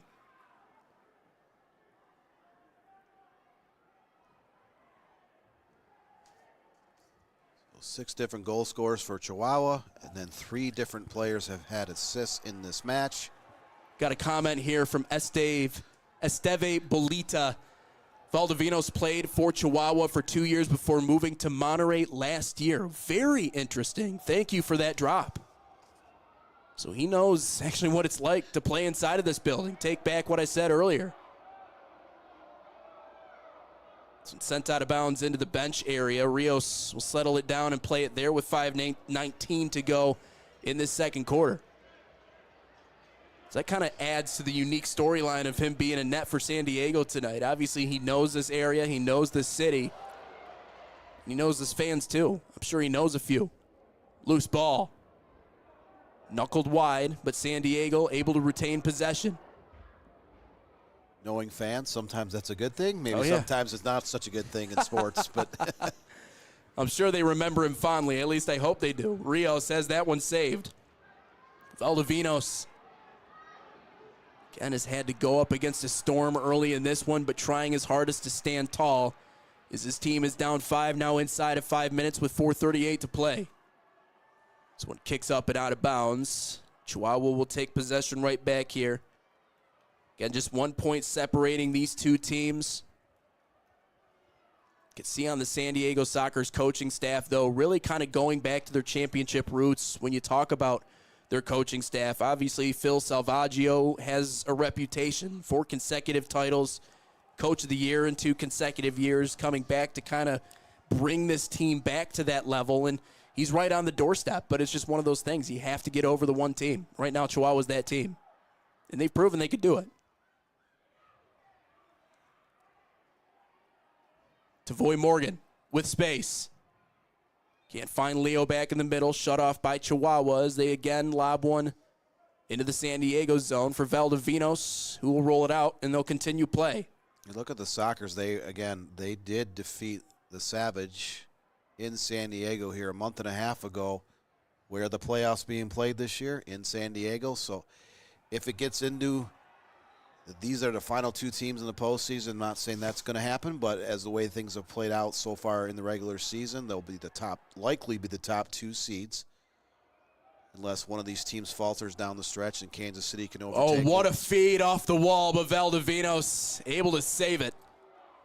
And a smile and a laugh That time from Penulver. Saw that ball right in front of him. Man, Reynoso, beautiful off that back wall, and there's those angles again. Just doesn't work out to a goal. San Diego also trying to play it off the wall, trying to target one Tavoy Morgan, but he's been swarmed under a couple of times. The only goal tonight he assisted on. Now a drive off the top post. Ball still loose in the middle. Bodies hit the ground. Whistle doesn't sound. 3:05 we play on. Soccer 7-4 shots advantage here in the second quarter. They still find themselves in a 5-goal hole. Both teams have scored once apiece here in the second frame. Christian Quintana. Now to Leo. Drives one on. Ends up ricocheting wide of the net, though. As Chihuahua continues to hold strong on the defensive end. And then a whistle sounds. Possession will be with the Savage in their own defensive half. Now with just 2:30 to go until halftime. What's interesting on the other side for Chihuahua, they only have one player in the top 10 in terms of block shots this year, but they're kind of doing it by committee tonight. Medrano will get ready to send this one away. For a team, you talk about the vaunted offense of Chihuahua. Some credit has to be given to this defense. Ooh, Valdivinos, a quick save. You're up 6-1 in this huge matchup late in the regular season. You had 193 goals going in. Now you have 199, but defensively. San Diego scores! Luis Ortega. Right place, right time. And they cut that lead to 6-2. Ortega with the brace for the San Diego Sockers to trim this back to 4 goals, but we're down to about 2:11 here in the second frame. Ortega, a.k.a. Pee-wee, with his second. Here in the second quarter, now it's just a 4-goal lead with 2:11 to go. Can San Diego slice that in half before the break? Pressure is on here for Reynoso. He is able to get it out from his own goal area. I was talking about the Savages' defense as they conceded a goal. But overall, you're up 6-2 at this point, just before the half. And you're 17-4 overall going into this match. You're 11-0-0 at home. So some credit overall collectively for this season. You have to give credit to this defense. And the Savages have also had kind of a 1-2 punch in goal. 2 quality goalkeepers that have put up some good numbers this season. Looks like someone got yanked down right there. Jose Gilberto Lopez, the one that committed the infraction, and a card is assessed.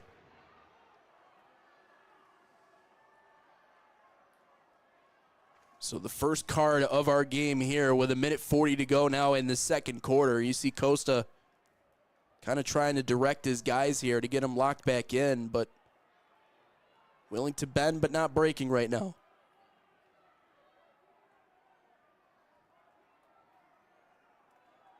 Minute 40 to go.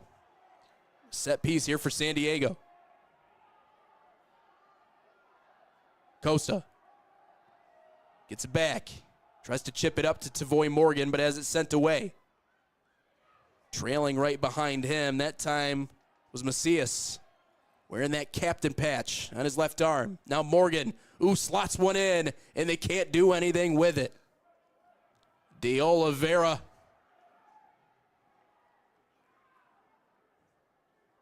De Oliveira saw himself in a prime position, but couldn't convert. Kind of wide open right at the top of the box. Turns the ball over as Reynoso able to scoop up that loose ball. If you are the San Diego Sockers, still have about 1:17 left here in that first half. So you can try to go after that goal, cut it down to 6-3, but at the same time, you do not want to get sloppy in the back, make an errant pass. And you see how quickly the Savage can get the ball downfield in a hurry and create opportunities and score. Almost look like a flick of the switch. You do not want to get sloppy to that defensive end and fall again, behind 7-2. So this will be a crucial way for the Sockers to end this half. Try to get that goal. Try to cut into that deficit a little bit, gain a little bit of momentum heading into the break. But you do not want to cough up another goal. You kind of shift that momentum back in favor of the Savage. Our first power play opportunity here. You see Edgar Martinez kind of getting into his team a little bit, and you're right. It's crazy to think San Diego will play out the remainder of this first half with a man advantage and a chance to cut it down to 6-3 and maybe a little bit more so before we hit the half, after it was 5-0 when you blinked in the first quarter. We'll continue play here. It'll be Reynoso to send it away from goal, as now we're officially packed out here inside a Corner Sport Arena. Everyone was doing some sort of coordinated dance. I don't know if that was the chicken dance or what that was, but spirits are still high inside of Corner Sport Arena. A lot of young fans in the background, either sitting in their seats or running around. Could we see a future star up in those stands? You never know. More than likely. 6-2. Valdovinos saw a man in front of him, but able to clear it away as they find Tavoy Morgan. Looks ahead now, plays it back near side. You can see Chihuahua retreating back into their own zone.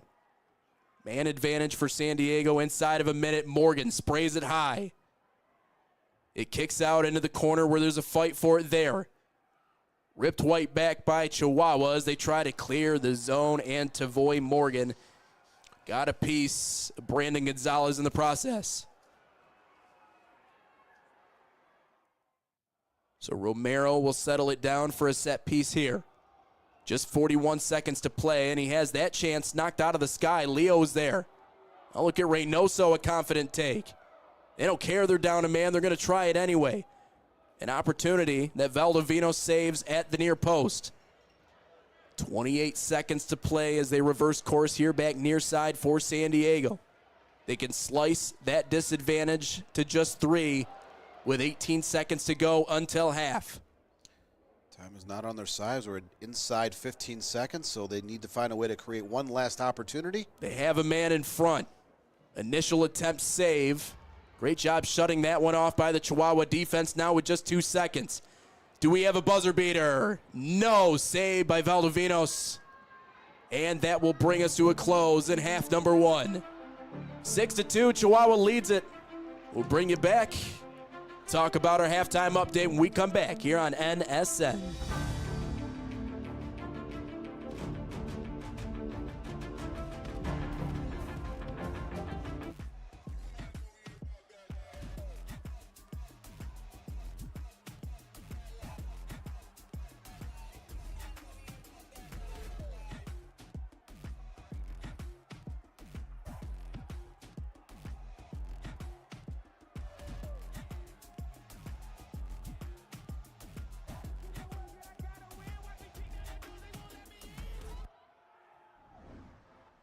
Across the nation, MASL players are giving back, utilizing their professional power to touch and inspire people in their local communities nationwide.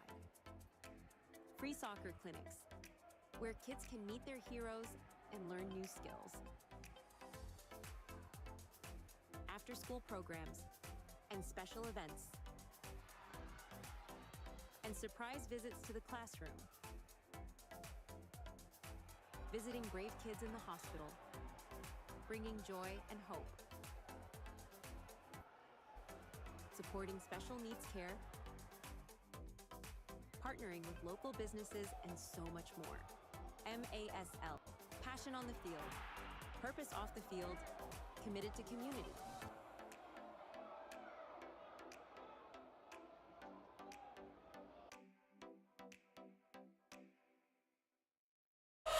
Shoot! He scores!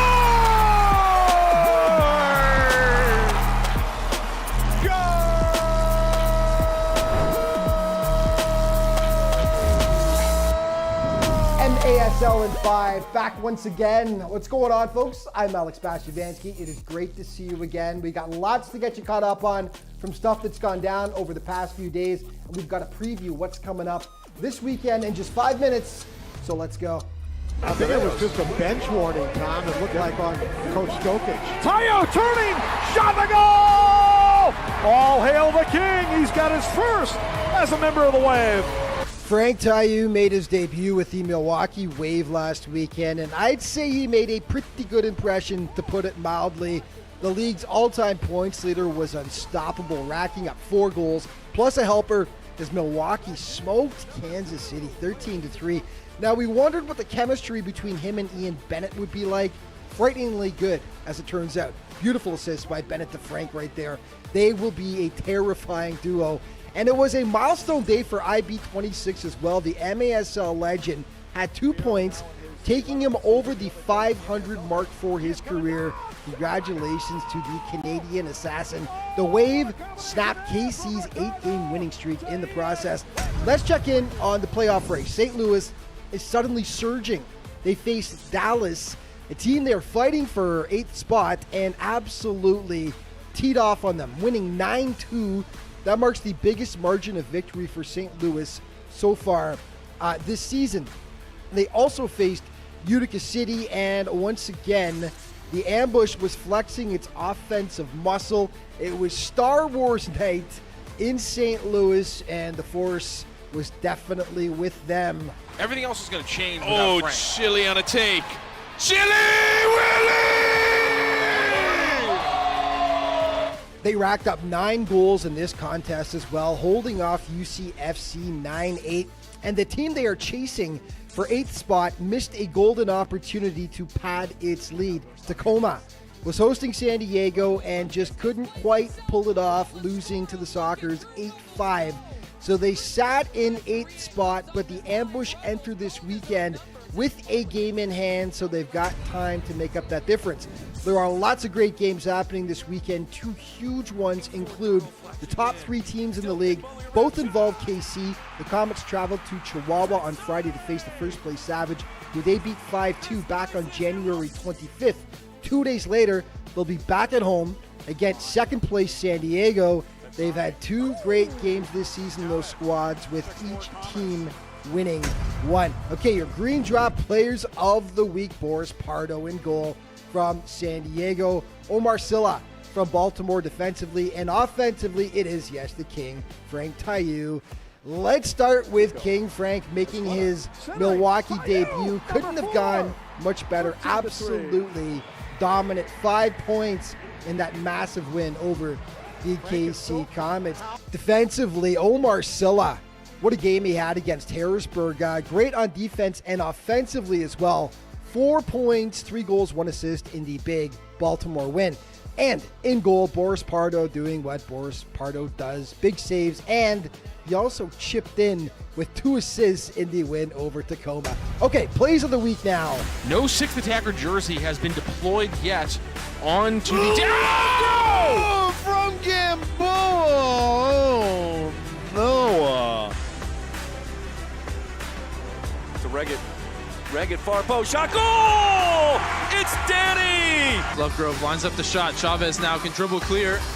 2v1 despite the numbers deficit. Here's Chavez into the attacking zone. Chavez goes on, rolls it across. Macias! Seconds, get back Albus, fakes the shot. Marujo slips a bit. Dantas! Checo. Diegas. Oh my! Oh, what a blast from Diegas!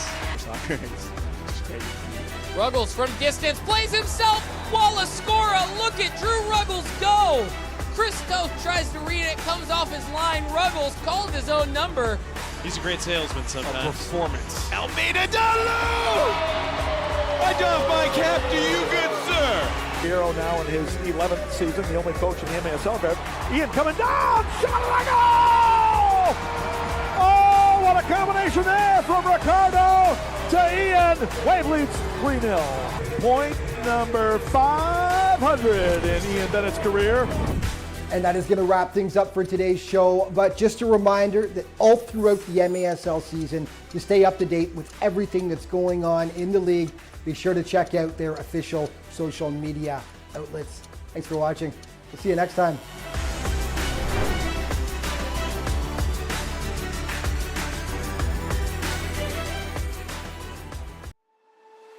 Whether you're a beginner coach or a seasoned professional, one thing remains the same: the passion to teach and inspire the next generation of players. Now imagine a place where you could share your coaching knowledge, connect with others, and create a lasting impact. Welcome to the ultimate coaching community, where coaches from all levels can create and share their own courses. Whether you have years of experience or you're just getting started, this is your chance to make your voice heard. Create your own personalized courses, share drills, strategies, and tips, and watch as your knowledge reaches coaches from all corners of the soccer world. With a platform designed for sharing, learning, and growing, you're not just teaching the game, you're creating a community of like-minded coaches, all striving to be the best they can be. Together, we'll elevate the game and support one another to be better, stronger coaches.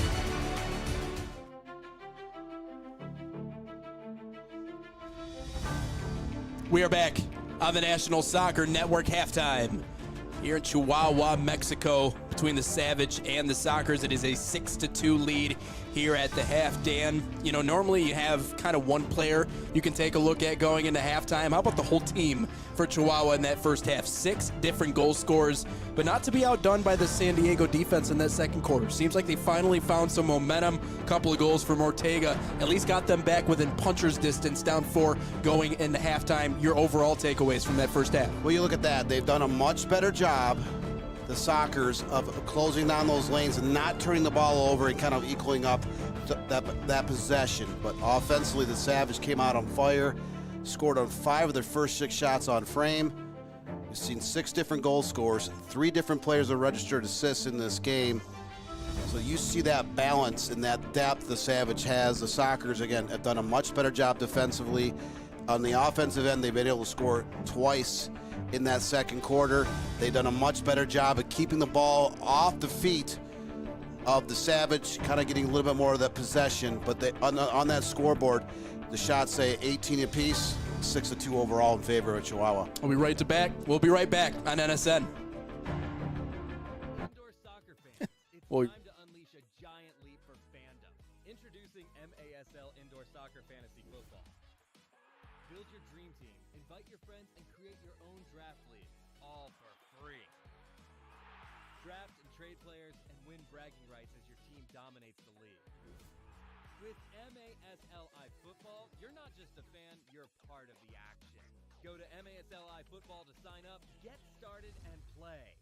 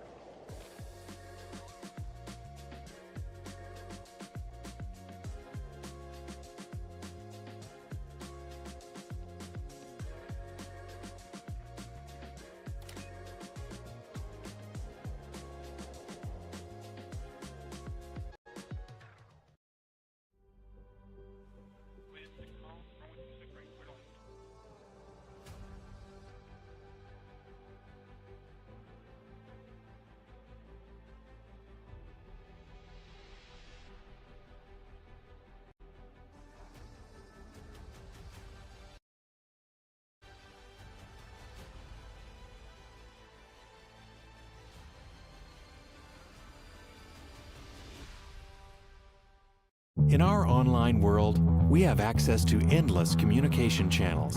But despite our online connections, one dynamic will always separate the value in a phone call from an email, and that's relationship.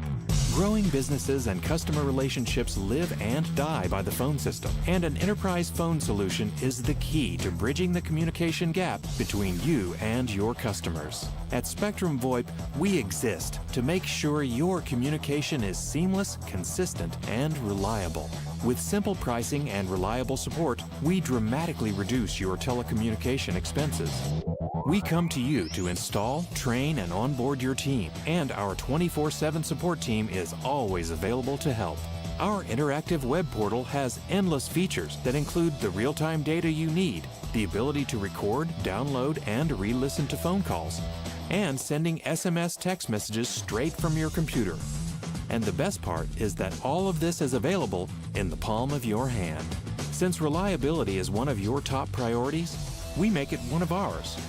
So what makes us different? We don't just connect your phones. We power your connection with your customers, your team, and your next level as a business. Looks great. Oh. When termites show up, so do we. Terminix it.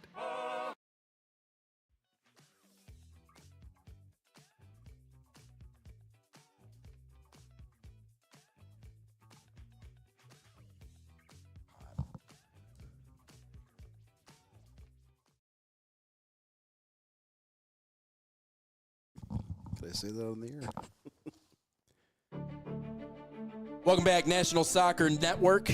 Halftime. Well, make sure you get the latest news on the MASL and your favorite teams by following MASL Soccer on Facebook and Instagram, and MASL Arena on Twitter. So you can follow it multiple different ways. Make sure you do that to get all up-to-date news and information on your favorite teams.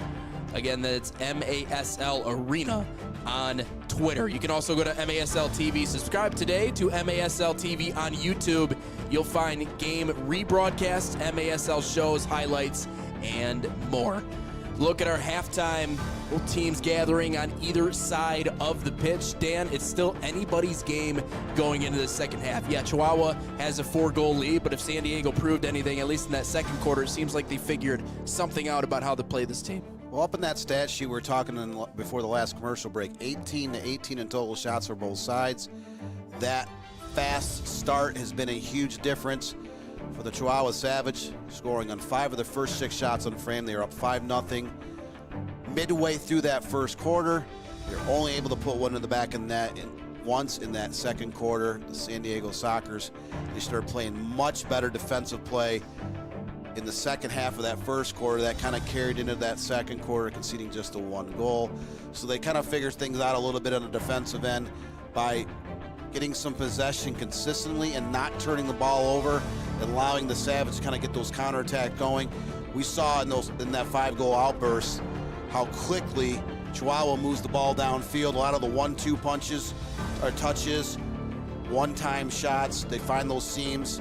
Soccer's done a better job of kind of plugging down those lanes, not turning the ball over, and kind of evening possession. So they're going to have to continue to do that.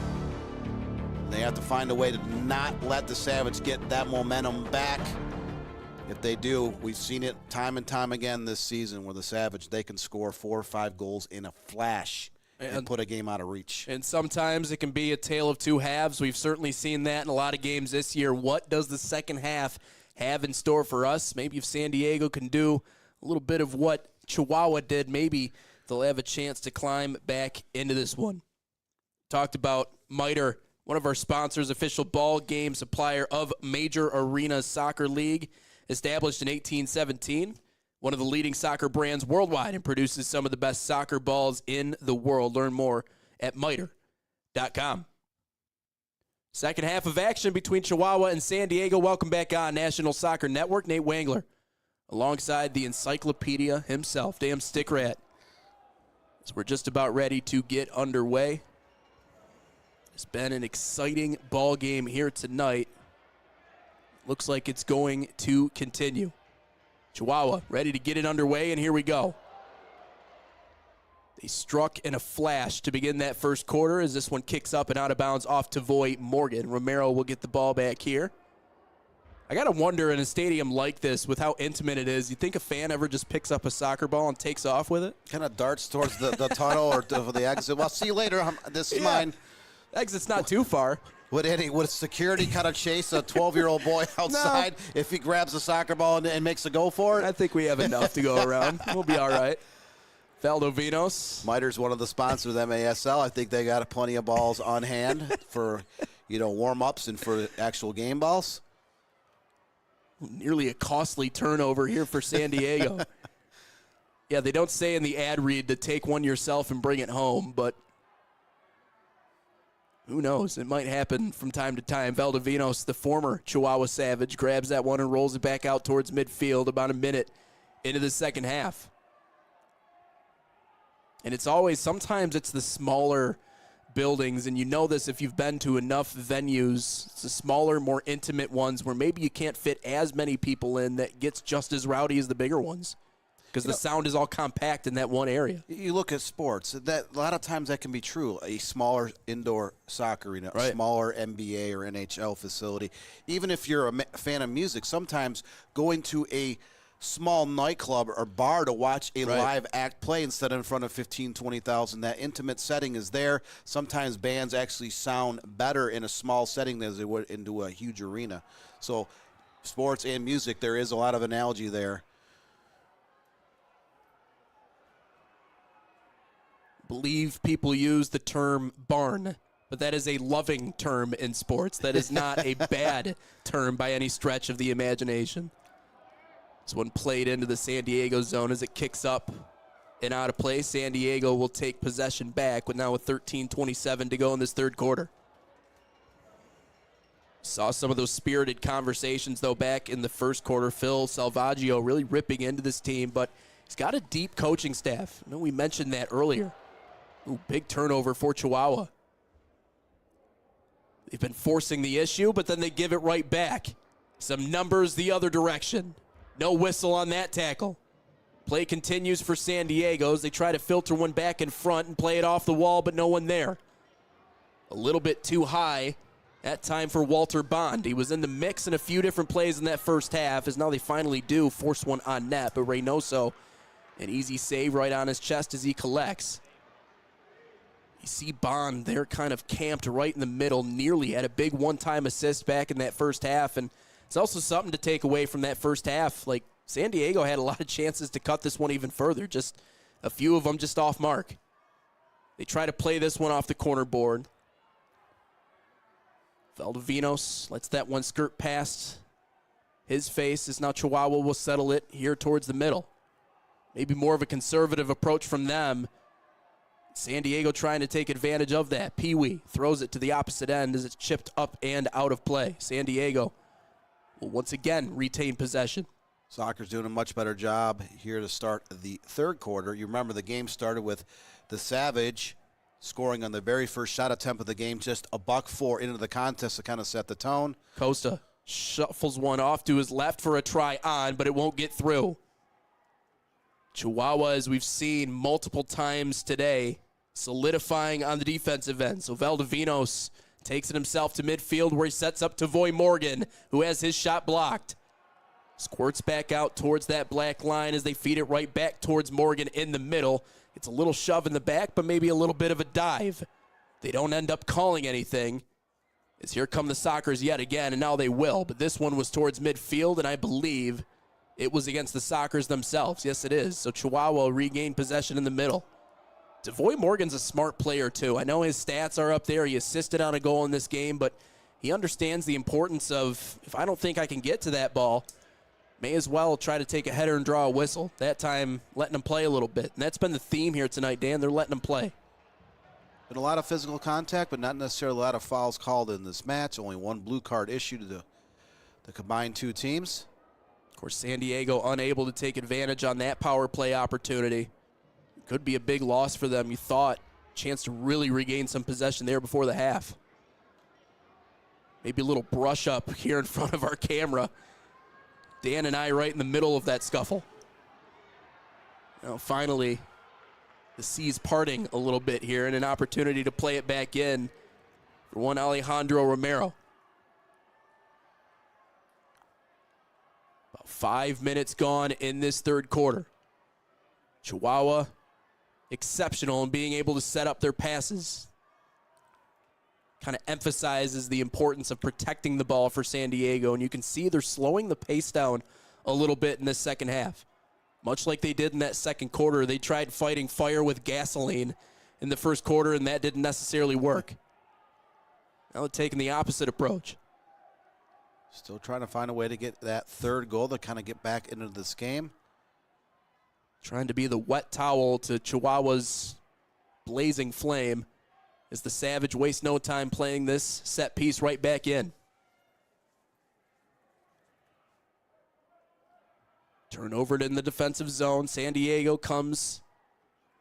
Leo tries to feed one back to the opposite side, but can't get it through the host of red jerseys. As now Chihuahua tries to work it back for a 2-on-2. But they'll slow the pace down back into their defensive zone. Do have a player down here, I believe.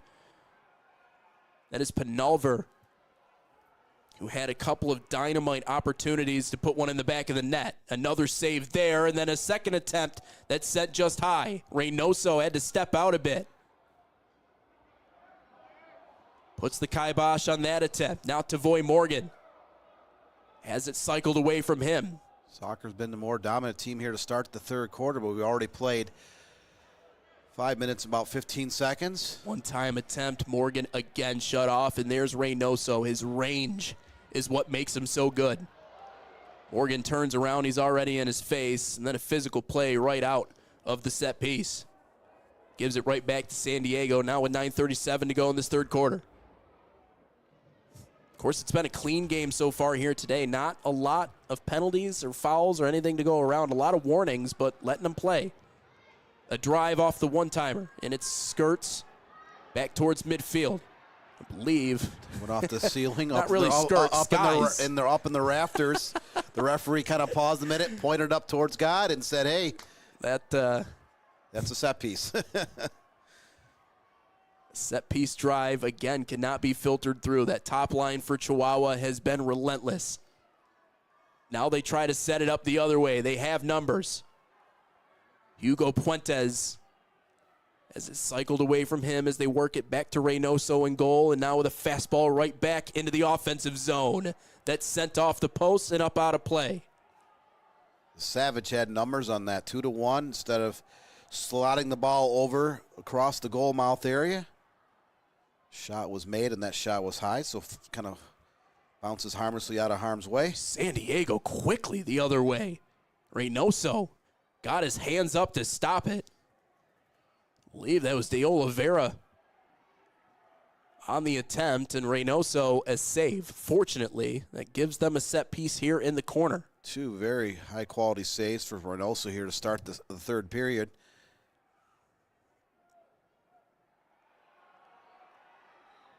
Ball played along the near boards and getting chopped down from behind. Looked like that was Gonzalez.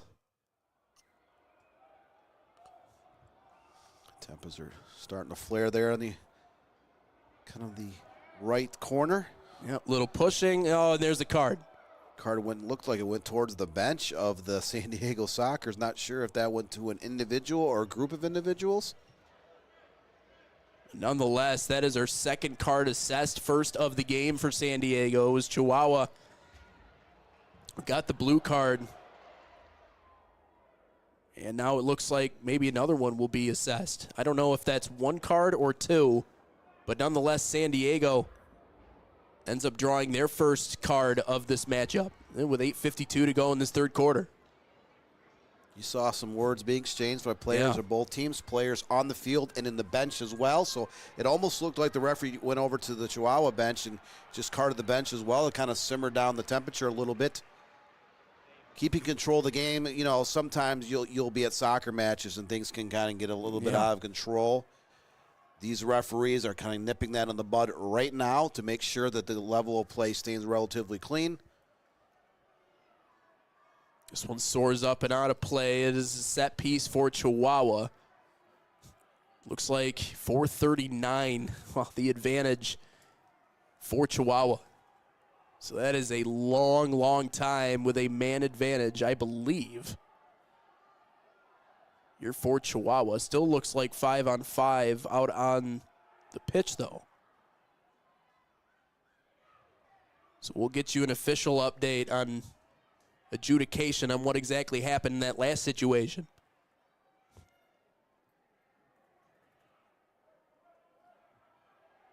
Play stops again here near side. Looks like Jorge Rios got caught off guard, and San Diego now with possession back with 8:23 to go in the third. Playing without one of their key players here for San Diego. So they once again slow down the momentum. Just north of that line, now just inside of it for a drive that can't quite get through. Angel Diaz got it off the side of the leg, and that forces San Diego to set up yet again, now with 8 minutes to play.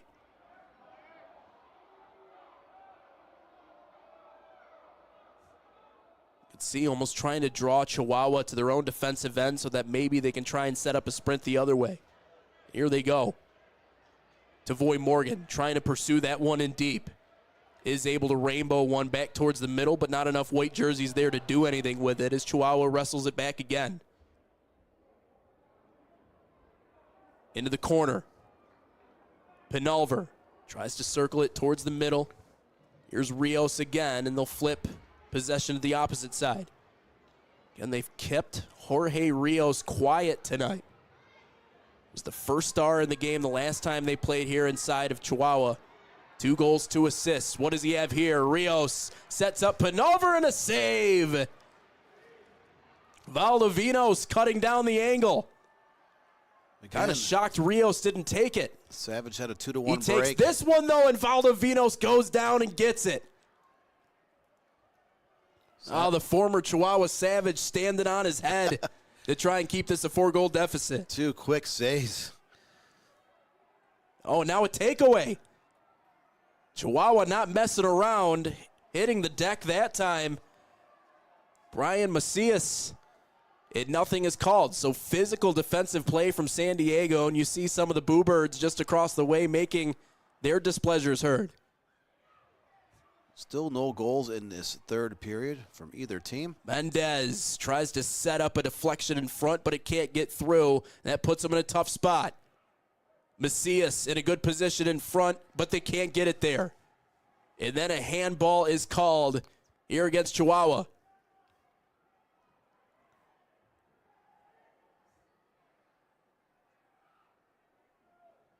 Or check that. Looks like it was a foul against. Looks like a foul, but San Diego they took away an opportunity. They took away that advantage for Chihuahua. They were on the move.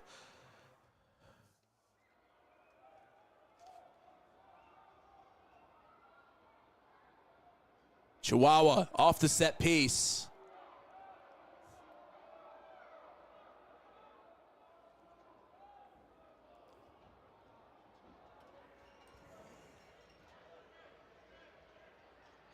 So clarification on what happened earlier. That yellow card that was assessed. I believe that was Drew Ruggles. It is Drew Ruggles. And out of play for the next minute 55, so he will not be back in until that time. One of those centerpieces for San Diego. So we talked about losing out on one of their key pieces. He's certainly that. Oh, goodness, what's happening here? And also came off his line there. The temperatures are starting to fly. Now that kettle cooker might have just popped off. We got blue cards being issued. It looks like Bond was the one that was assessed the blue, so they will be down a man, will San Diego. And Dan, you come to expect this in matchups and rivalries like these. You hope it doesn't get to this point, but that's the tough part about being a referee. You have to make sure you keep order.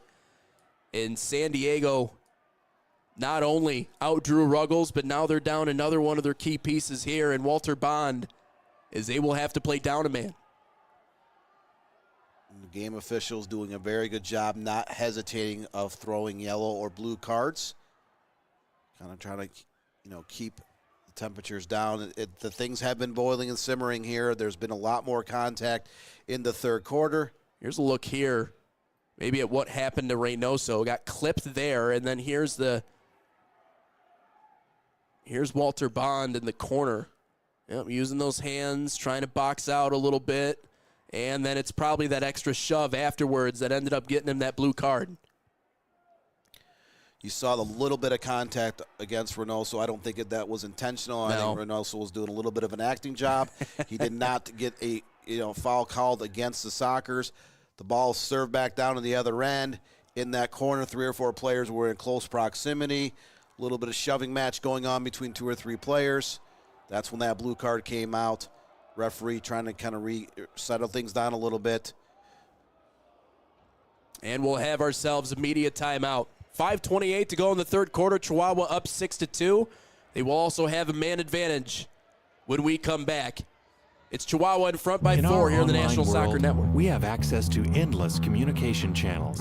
But despite our online connections, one dynamic will always separate the value in a phone call from an email, and that's relationship. Growing businesses and customer relationships live and die by the phone system, and an enterprise phone solution is the key to bridging the communication gap between you and your customers. At Spectrum VoIP, we exist to make sure your communication is seamless, consistent, and reliable. With simple pricing and reliable support, we dramatically reduce your telecommunication expenses. We come to you to install, train, and onboard your team, and our 24/7 support team is always available to help. Our interactive web portal has endless features that include the real-time data you need, the ability to record, download, and re-listen to phone calls, and sending SMS text messages straight from your computer. And the best part is that all of this is available in the palm of your hand. Since reliability is one of your top priorities, we make it one of ours. So what makes us different? We don't just connect your phones. We power your connection with your customers, your team, and your next level as a business.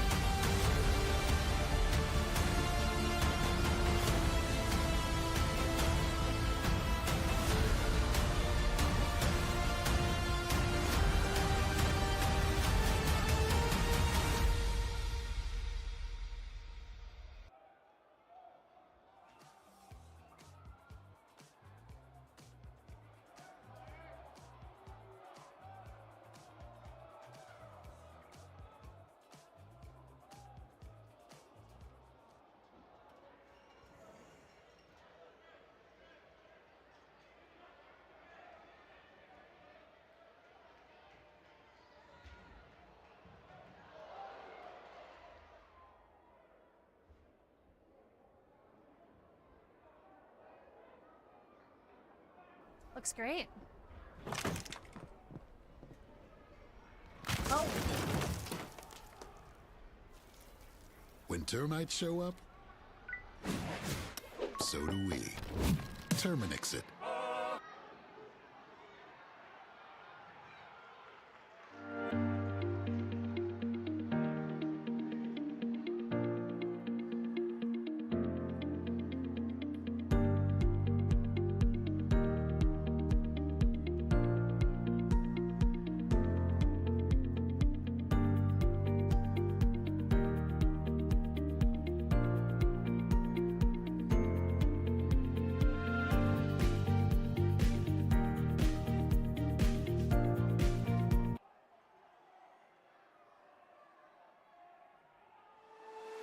Whether you're a beginner coach or a seasoned professional, one thing remains the same: the passion to teach and inspire the next generation of players.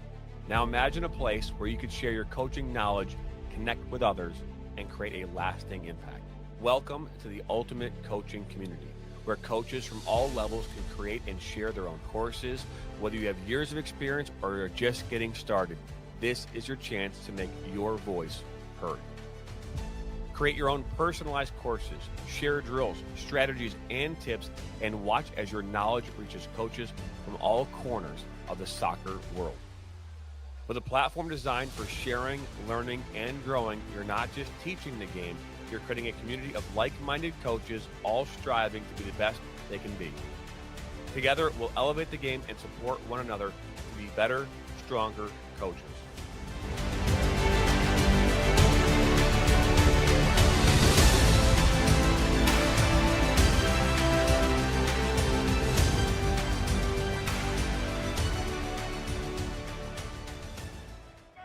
Sacker down by the end line. Puts us across. Loser eye! And just like that, 1-1. Now Elders may look to take a shot. He does, and he buries it! Steps up, and just like that, Reed Dennis comes up big. Loser eye, one-on-one. Loser eye, oh, he'll be taken down inside the box. Knocked back in. Nationals got it. Bicycle kick for a goal! Now Sacker. Sacker into the 18. Sacker shot. That goes off the goalkeeper's glove into the net. 2-1 here in the 32nd. This one played in. That's a good ball. And that one goes in. And just like that, the Nationals now have a 1-0 lead. Walensky puts his far post. One-touch opportunity. And what a great goal that was. Joaquin Beatty of Ohio League. Look at that shot from Sevy Roy.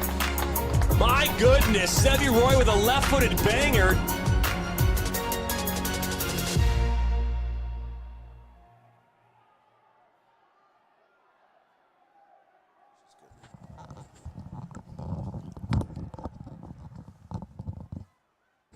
Welcome back. Still in the third quarter here on the National Soccer Network. Chihuahua Savage and San Diego Sockers. Sorry, I had some technical issues there. Took a few minutes away, but we got everything back up and going. Got the stream back, and here we go. Dan, and it seems like San Diego finally figuring something out. Tavoy Morgan here handling the ball in deep as he tries to rainbow one back in front, but it's tipped up and out of bounds. So the Sockers will have the ball here, but I wouldn't just say they figured something out defensively. They've kind of shut things down here in the third quarter, and that's what they needed to do to give themselves at least some sort of chance of getting back into it. By the way, you see Ruggles back on the pitch here, so that infraction is done for him. It also looks like 5-a-side play on both sides, so that man-up advantage must have concluded. An attempt on here that kicks up and out of play. It will be right back here to San Diego. San Diego out shooting the Savage 10-5 in the third quarter during that 3-minute delay. Lost the camera feed. The Savage able to score a 7th goal. Carlos Hernandez, 11:30 mark. Morgan on that last attempt. Reynoso able to go down and get it. I believe the score is still 6-2 in favor of the Chihuahua Savage. Check that, 7-2. Looks like Carlos Hernandez ended up netting one while we were away. So that is our first goal here of the third quarter, amazingly. What seems like they couldn't help score every 5 seconds in that first quarter. Look at Valdivinos getting into the mix here in the corner. Now finally forced to retreat. And possession given back to the Sockers here. So again, the Sockers out shooting the Savage 10-5. That's a 2-1 margin, and just unable to convert, giving up that goal here just a few minutes ago. Kind of fall behind 5 goals again. So they were down 5-0 at the end of the first quarter. Claw back within 6-2 at the break. Just unable to find any success of putting the ball in the back of the net here in the third frame.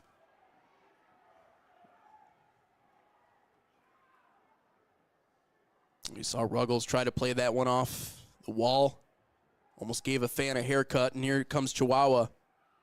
That 7-2 lead, but they're not a team that's going to rest on their laurels. They're still going to try and pour it on, but San Diego putting themselves in a compromising position with all those fouls before we went to break. Valdivinos goes down, gets that one. Chihuahua player back to his feet before rifling one in to the offensive half. Tavoy Morgan couldn't get it back to himself, and kind of being isolated, you feel like, defensively by Chihuahua. They kind of have him on an island out there. It's what's making it tough for him to get any sort of shots off. Again, great assist in transition early in this game, but since then it's kind of been crickets for the man who stands top 5 in the league in goals scored this year. But overall, that balance still playing a huge effect for Chihuahua. 7 different goal scorers. The only player to get involved in scoring more than once in this game for Chihuahua, number 7, Miguel Angel Diaz, with a pair of assists. He assisted on the 4th and 7th goals for the Savage. Speaking of Diaz, here's a set piece. Tries to sneak it right through, and we have a handball. And a blue card assessed here for San Diego. A bad break with 57 seconds to go here in this third quarter. So, Dan, that makes 2 blue cards now for San Diego in this third quarter to add on to what was a yellow card. And I guess as the broadcaster's jinx would typically go, we talked about how clean of a game it's been. There's, you see, Mendez, the one assessed that blue card. But as it would typically go, we talk about how clean of a game it is, and it seems like, at least on San Diego's side, that's kind of fallen apart in this third quarter. Kind of got a little bit unraveled, a little, you know, you have to maintain your composure, find a way to get back in the game. You can't put yourself down a man, and they've done that twice here in the third stanza. They will probe and try and put one in the back of the net as Hernandez forces it near side. Rios!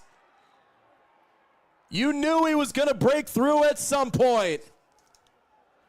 Sends that one on, and it finds the back of the net as Chihuahua drives the dagger in a little bit deeper. It's 8-2.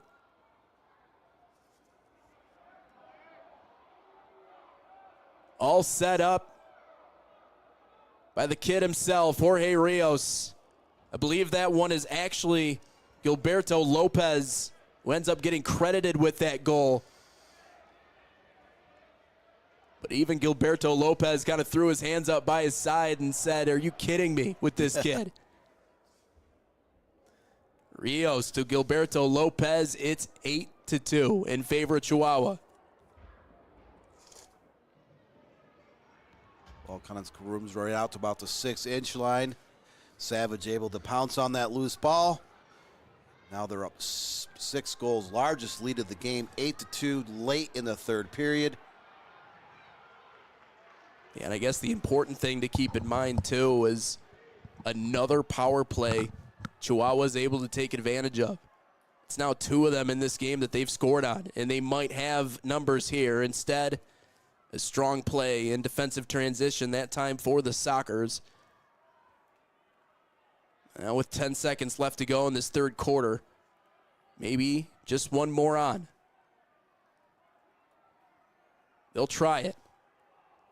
Skips in front. San Diego able to send it away momentarily. As those final seconds bleed away. And there it is, the end of the third quarter. Hernandez and then Gilberto Lopez off the amazing feed from Rios. 8-2 as we go to quarter number 4 here on the National Soccer Network.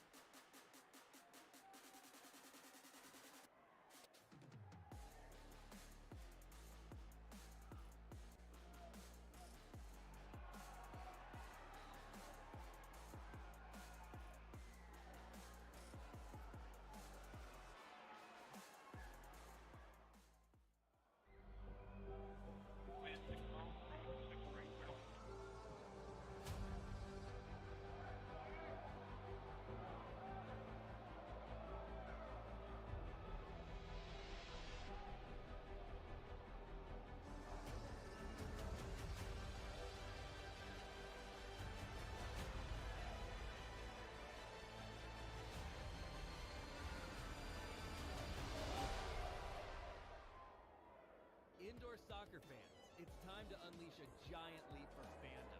Introducing MASL Indoor Soccer Fantasy Football. Build your dream team, invite your friends, and create your own draft league, all for free. Draft and trade players and win bragging rights as your team dominates the league. With MASL Live Football, you're not just a fan, you're a part of the action. Go to MASL Live Football to sign up, get started, and play. Good morning, New Yorkers. Looking for another beautiful day here in the city. Clouds to start strong out there. Temperatures staying in the high 40s. Tomorrow's forecast will be in the 60s. The beaches staying around 62.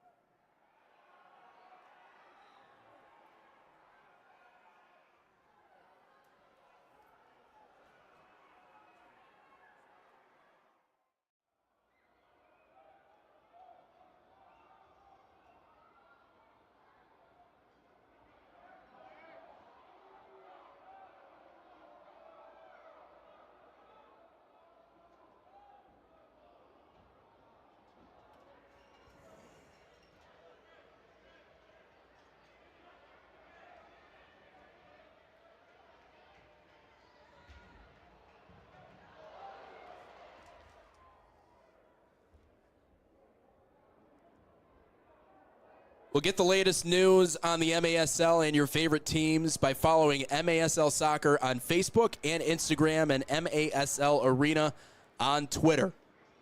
You go into the fourth quarter, 8-2 in favor of Chihuahua. A couple of big goals, a couple of power play goals in this game for them. But really it was that third quarter that has helped them really get into this commanding lead into the fourth. Hernandez and then Gilberto Lopez off the amazing feed from one Jorge Rios. Adds another one to his point total, the point leader in the MASL, and it brings them to this 8-2 lead. Dan Stickrat. Chihuahua has never trailed in this match, scoring just a minute 4 into that first quarter. They led 5-0 early. They added on a couple power play goals late in that third period to open up their largest lead of the game at 8-2. So 6-goal lead. About 30 seconds into the fourth period. And Chihuahua, no one's been able to solve them all season at home. It's looking more and more like the San Diego Sockers will not have the answer here tonight. I got numbers here. Valdivinos out of position. Fortunately, San Diego able to shut down the opportunity. They'll work it back to Valdivinos, who lofts it towards midfield. Tavoy Morgan tries to win it back, but Chihuahua will settle it down in their own defensive zone as it looks like Morgan just got whistled down for an infraction. Chihuahua will get the ball back. Well, make sure you catch the MASL every Monday night on MASL TV and on YouTube and CBS Sports Golazo Network. Alex Bastavansky, Phil Levanko are joined each week by special guests from across the league to recap the weekend's games and discuss the league's hot topics. Again, that's MASL Monday, every Monday. Offensive zone, ooh. A fly ball. Can of corn that ends up flying up over top of the goal into the second deck. And all the way back down on top of goal. Finding himself in a good spot there at that time, Brandon Gonzalez, but can't quite put it on net. As Ruggles will work it back. Here in the goal for Valdivinos. Seen him stepping out a little bit more, trying to set up this offense. Really no choice. Being down 6 in an environment like this.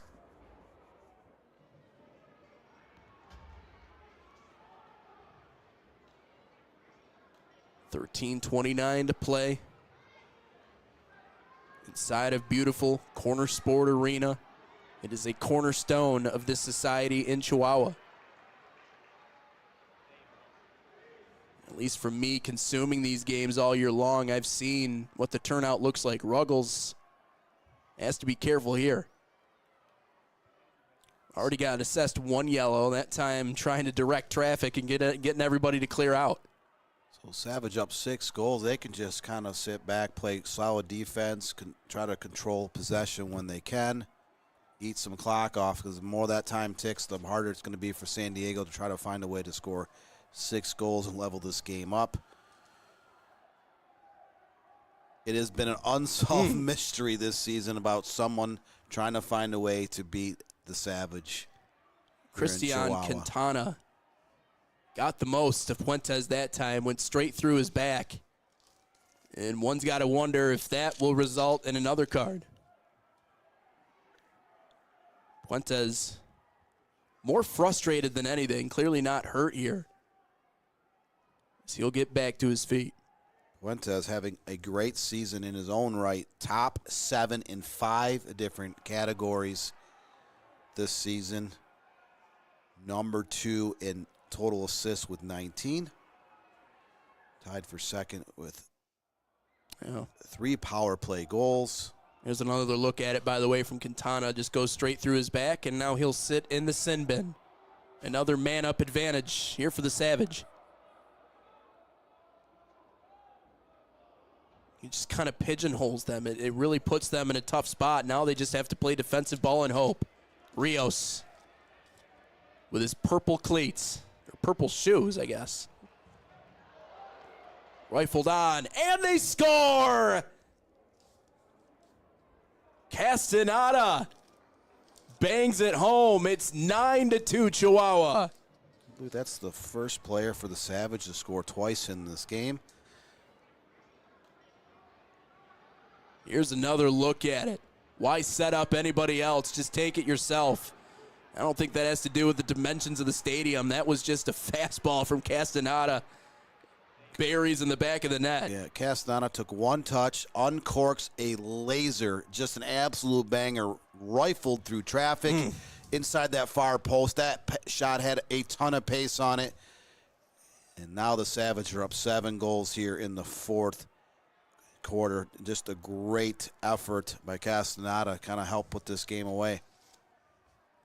9-2, Castaneda, the only Savage player to have more than 1 goal tonight, which is amazing when you look at the scoreboard. This team might be well on their way to going back to get number 3, and they almost got number 10 there. Skips off the post, San Diego and Drew Ruggles. Back to Valdivinos. Fires one up the near boards here. By the way, if you disagree with the call tonight, you might just see it on the MASL's most controversial show. Under review with Phil Levanko and MASL head referee Ryan Sigich. Catch it every Friday on YouTube. Again, that is Under Review on MASL. 11:38 to go. The Sockers trying to shock the MASL world with a comeback here. Not going well, though. Chihuahua regains advantage. By the way, it is back to 5-a-side soccer here, so that advantage is officially over because they did score the goal. Maybe a one-time chance near post, just too high in the intended target. Soars over the head of one Carlos Hernandez, and then out of play. At one point in the second quarter, the Sockers were able to cut down into that deficit, made it 6-2, manageable. They have not been able to finish since that time. Didn't seem like it lasted very long, did it? The game has kind of got out of the hands a little bit too emotional. They've given up some power play opportunities, some power play goals, letting their emotions get the best of them. And that's what home field advantage does for a good team. That's kind of where the fans come into play. You can get under the other team's skin a little bit, and they always talk about the 12th man. I guess in this instance it would be the 7th man, given that there's 6 already on the field, including the goalie, but they've been a good 7th man tonight, as well as they've been all season. Could make it 12 consecutive wins this year inside of this building. Again, haven't lost here, as you mentioned here, since March of last year. It's crazy to think about. A moment ago, they showed the goalkeeper, Diego Reynoso. Reynoso and his defense done a great job. They're only giving up 2 goals in this match. We're down to 10:15 left here in the fourth quarter. Team's up by 7 goals. So you have to give credit where credit is due defensively. When the Savage are firing on all cylinders, and I mean more than just offense, they are firing on all cylinders on all ends of this field here tonight. They have owned this game since the opening kickoff. Even though the Sockers did have a nice shots advantage in that third quarter, just unable to score in the third frame. Both of their goals came in the second quarter. Just one of those nights where soccer can be all about finishing, and the Savage have done that and a lot more here tonight, and the Sockers have just struggled converting their chances here at Cornerstone Arena. And maybe something for Phil Savaggio to talk about his team going into the postseason. If you get another chance to play these guys, you got to start hot. You allow them to get a couple of goals out in front of you when they control pace. It's when bad things can happen. And that's how things have gone here tonight. And we got some more activities after the whistle as Tavoy Morgan gets a shot in. Ooh, Morgan right through the middle of that heat, and there's the red. Mr. Red Card is being flashed. We'll see who that is issued to. We felt as if this was coming eventually. Tavoy Morgan will be assessed the red card, and he will be done tonight. Morgan kind of ran up through traffic and... Yep. See the shove. Morgan comes barreling through and kind of being knocked back there. That time Arturo Valle trying to stop him from getting there. And here's the thing, Dan, they always say this. They never see the action. They always see the reaction. And that's what happened. Who knows what Morgan was trying to do there. Maybe he was trying to break it up but got bumped. Decided to give a shot back, and now Morgan is done for the night. Drew Ruggles still talking to the Chihuahua bench. Edgar Martinez pointing over to the San Diego side, and this is the messy side of the game, especially when you talk about a matchup that 2 teams just 1 point separated. You didn't think we would see this tonight, but it is, and in a lot of ways for San Diego, this. Sometimes a push can be a shove, and for them, hopefully it's in the right direction. Yeah, they've come a little bit unraveled here in the second half. Their emotions have got the best of them. The Sockers, the cards are starting to mount. The fouls are starting to mount. We talked about that first half being a relatively clean first half. There was a lot of contact, but not a lot of rough fouls. There wasn't that many whistles being blown, relatively speaking. Here in the second half, that has not been the case. You see him reviewing it. Salvaggio and Edgar Martinez, Phil Salvaggio and Edgar Martinez having a very spirited conversation there in the middle. And obviously the other dynamic of this rivalry, too, in a lot of ways is America and Mexico, too. And you see Salvaggio wearing the USA Soccer gear. There's also that element to this rivalry as well. And obviously we know how deep and historic the Mexico-USA rivalry is on the international level, so it's no mystery that even when you bring it down to the MASL, there's still a lot of that bad blood there. And we're seeing it play out in front of us in real time. Yeah, I think that rivalry boils down to all levels of the soccer pyramid when teams from both nations play. That could be a youth club game. It could be an indoor professional game. It could be on the international stage. Yeah. That doesn't matter. These two nations, when it comes to the sport of soccer, they love to compete against each other, but sometimes, unfortunately, it's skirmishes like this that kind of mount, they kind of brew, they start to simmer, they start to boil, and it just kind of the havoc starts to wreak on the field. And now, there's a lot of players exchanging words. You see one player has tape over his nose. I believe there was an elbow thrown here earlier in the second half. So 4-on-4 is what he is signaling. Yeah, so it looks like we'll be playing a little short on both sides. Was there a red card issued to a Savage player as well? Did not see one out in the open, but the head official is mentioning there'll be 4v4 plus goalkeepers. Well, it's never too early to start talking about playoffs. And, of course, looking at these two teams, we're already thinking about it. Join 8 of our teams in sunny San Diego as they square off in the MASL Ron Newman Cup playoffs April 5th through the 7th. Ticket deposits are now being accepted. Visit sdsoccers.com. Again, that's sdsoccers.com for more information. And again, at the end of the day, Dan, I guess that's the good news, right? They're still in it. They're going to be playing at their home arena, so there's a lot of positives to come away with it, but this one still stings tonight. Out there shorthanded, Jorge Rios tried to play one back to the far side. Angel Diaz being pinned up against the wall as San Diego wrestles it back with 9:01 to go in this fourth quarter. Well, San Diego can try to put back a comeback for the ages. They're down 7 goals, just under 9 minutes to play. 3 points are likely going to go in favor of the Savage, so they'll open up a 4-point lead on the Sockers. And earlier tonight, we saw Kansas City, who's sitting comfortably in 3rd place. They edged out 4th place Milwaukee Wave 9-6. So they added 3 points to their tally. They now sit at 44, which is only 4 points behind San Diego. So we talked about in that pregame, we talked about it in the first quarter, where whoever gets the points here tonight, it's going to have a huge bearing on those final standings. We're down on the last few weeks of the regular season. And this is going to put the Chihuahua Savage in a great position to win the regular season title. And keep in mind, Kansas City went to the championship last year, so they've been in that position, now trying to get back. San Diego, Pee-wee, as they call him, handling the ball here as he drops it back for another white jersey. We saw the comments here last week. They took a 2-1 advantage in that first quarter.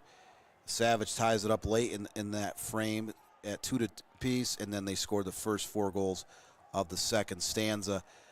We saw it again tonight. The Savage came out with a 5-0 open run. Goal in front and a walk-in goal. Alejandro Romero makes it double digits. It's 10-2 in favor of Chihuahua. Takes it away from Pee-wee. Nothing but the goal in front of him. And just drops it in the back of the net.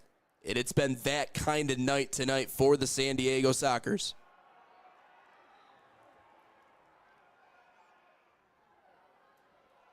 Sometimes in the arena of sports, it's not how you start, how you finish. But in this game in particular, the Savage have proven they have come out to a fast start and a fast and furious finish as well. They are up huge, 10-2 with 7.5 left in this game.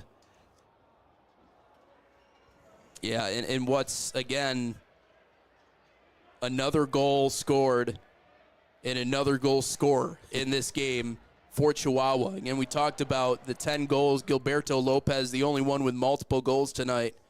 Castaneda has one. Puentes has one.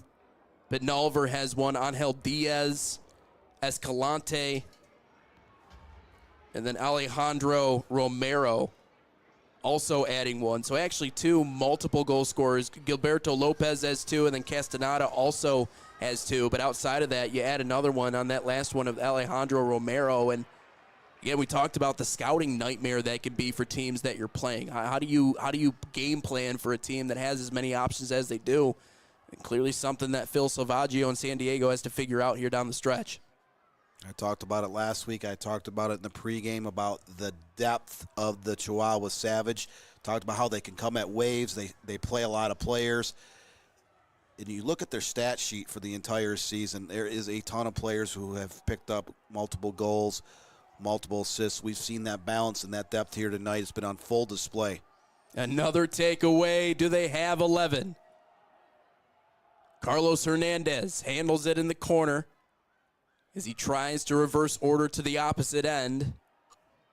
Ryan Macias has been in the mix a couple of times, has that one go by his feet. Valdivinos rolls it back out, and of course a heroic effort from Valdivinos tonight, just doing everything he can to try and stick in this game. Probably a little bit rusty. I'm sure that's an understatement. But did everything he could to stay in it for as long as he could.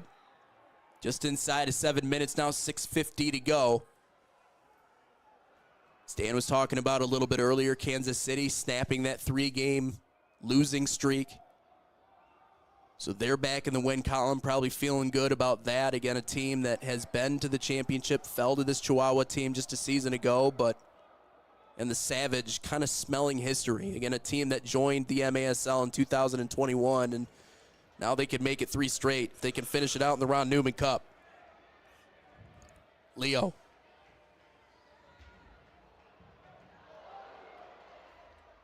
We'll have to win that cup on the road again, as all games will be played down in San Diego. Of course, not too far from here in Chihuahua, Mexico, so this was a little reassurance there. Yeah, it's across the border, but just a couple-hour drive, not far when you look at the map of the U.S. and Mexico. Leo, an attempt that's saved in goal by Reynoso. Rebound squirts up high over the goal, and the kids are having fun with that one. Trying to get his attention, Reynoso, playing it cool as the pro that he is. Let's look at Walter Bond. Tough night for him. Was assessed a card earlier in this game. He's been in the mix a couple of times, just couldn't find the back of the net. Jorge Rios, just an assist tonight.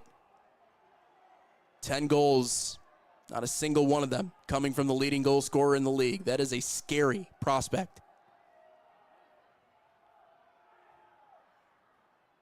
Approaching our final third of this fourth quarter.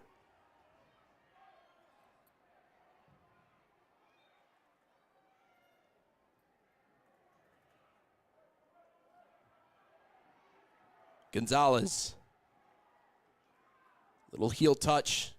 Can't be received, though, as San Diego rips it right back, and Mojica tries tiptoeing his way through the defense, but has it turned away from him. A couple players getting tangled up as we dipped under to the 5-minute mark. No extracurricular activities after the referees kind of broke up the entanglement. Ruggles will take this set piece now with 4:57 to go. Instead, Leo tries to bend it back towards that opposite post, but a deflection helps them out in transition. Here comes Chihuahua. Rios. Oh, Rios! Practically falling over. Puts that one in the back of the net. You knew it was coming at some point. I just had to make mention of it, and there he goes. Rios makes it 11-2. Now just piling on some icing on top of this cake tonight for Chihuahua. You see both the goalkeeper and one of the Savage players were clearly grabbing on each other's arms and jerseys. See what the referees rule on that. Players on both sides clearly guilty on that replay. Yeah, it was about 4 different players all tugging at each other. Valdivinos was in the heart of it. Rios just trying to keep his footing.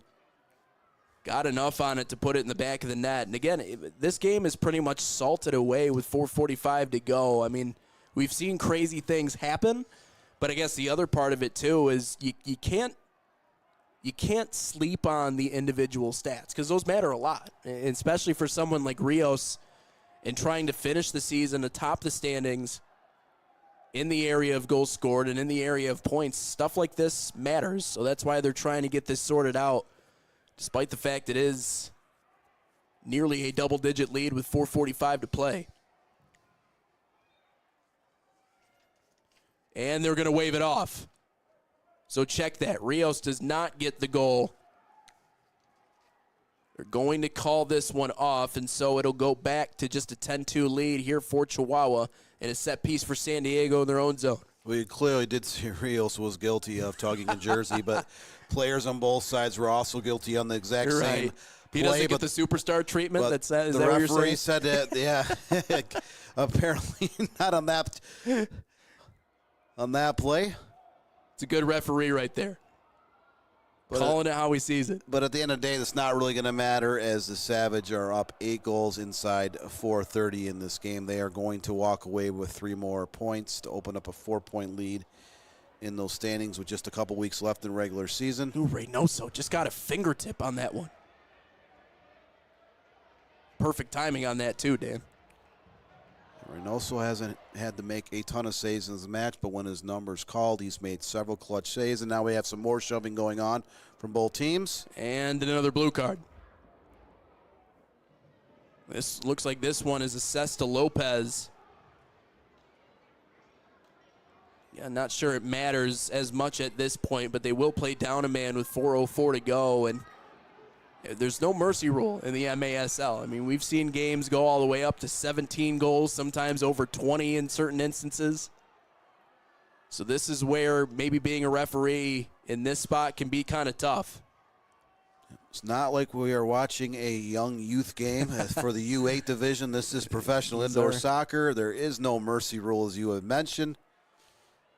And the Savage really have not shown much mercy here today at Corner Sport Arena, up 10-2 here late in this contest. Valdivinos collects that one shy of the goal and rolls it out here for Ruggles. Inside of 4 minutes now with 3:48 to go.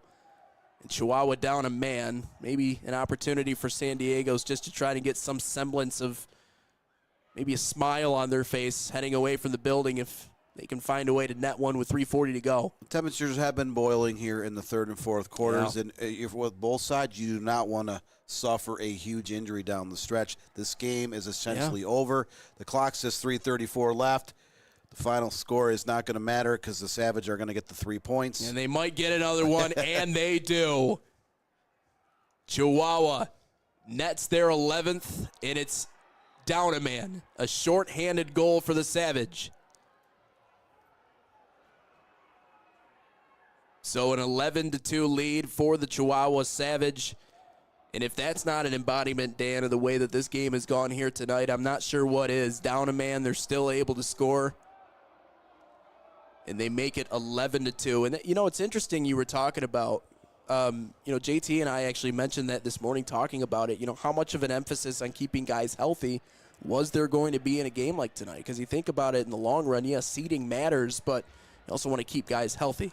Yeah, you're going to win this game, but you don't want to win at a cost of losing one of your best players. So at this point, if I am the Savage coaching staff, I would not have any of my top line players out there. It is now 11-2 inside 3.5 minutes, as we've seen the camera feed has gone out again at Corner Sport Arena.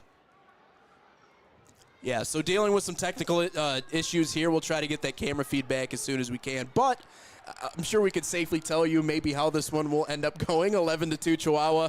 You're now with just north of 3 minutes to go in this fourth quarter. Nate Wangler, Dan Stickrat with you. Glad we got the opportunity to hang out with you guys here tonight. Our edition of the MASL here on the National Soccer Network, and arguably the biggest game of the year. Of course, it wasn't as close as we thought, but here's the thing, right? It's always reassuring, even if you lose a game like this, to still have the understanding that we might have one more date with this team on down the line, and that has to be the mentality for Phil Savaggio. It has to be. It has to be mentality because we all know every playoff game will be played over the course of 1 week in San Diego, California. These two teams right now are still the top two seats.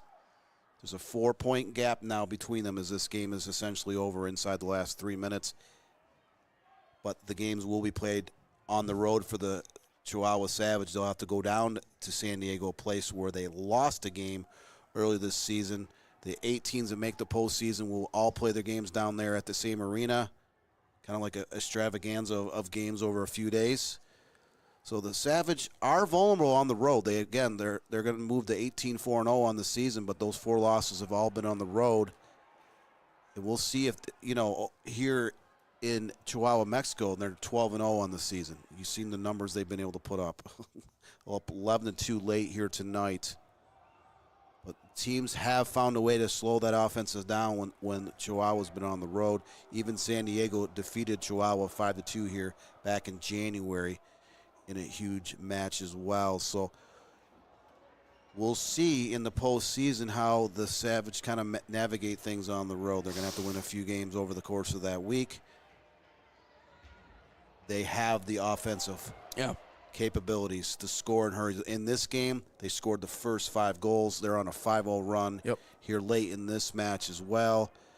3 goals in the fourth quarter, 2 up in the third, and the last 4 minutes of the third period as well. So you've seen they can score goals in bunches. They've, again, 11-2 advantage, and 10 of those goals have come in two groups of 5. All right. What's even more scary is that I guess San Diego came into this game with a 6-game winning streak. I don't guess. Actually, that's what it was. They won 6 straight games coming into tonight. So you had that feeling at least coming in like, okay, they figured it out. Like they finally have whatever combination they need. They have the confidence to make history, to come in and win this game. And right now, of course, not going the way they had plans. Phil Savaggio having a spirited conversation with the referee here near side as they try to sort things out here in the waning moments of this fourth quarter. Try to get you a look at what's going on here. I believe we are inside, or at least near to the final 2 minutes of this one. Looks like San Diego made a change in goal, and that doesn't quite matter. A one-time chance, banged home, Hugo Puentes. Someone we haven't talked about nearly enough here tonight. Also towards the top of the league in many offensive categories, and he finds the back of the net. Talked about the icing on the cake. That's like the cherry on top. It has to be. 6 straight goals, 193 goals coming into this match. 12 here tonight. They're up 12-2 in the waning minutes of this game. That puts them at 205 goals in the season. Unbelievable. That is an unbelievable numbers. Again, they have had a lot of goals scored in Corner Sport Arena here in downtown Chihuahua, Mexico. But this has been an absolute offensive onslaught for the Savage here tonight. They've actually been outshot in this game, 32-28 overall. They've put 12 into the back of the net. Yeah, you wouldn't think, looking at that number, that it would be as lopsided as it is, but here we are. Chihuahua running away with things, looking to play out the final stretch. Referees trying to keep the peace in the building. Now it looks like a third different option in net here for San Diego. Stops play here momentarily. But Chihuahua able to bring that 6-game winning streak again for San Diego, what was the largest of any team actively in the league, to a grinding halt here at home. If the Savage can even put anything resembling this type of offensive attack, when we get to the postseason in San Diego, they will be the favorites to win the MSA title for the 3rd year in a row. Will that happen? You never know.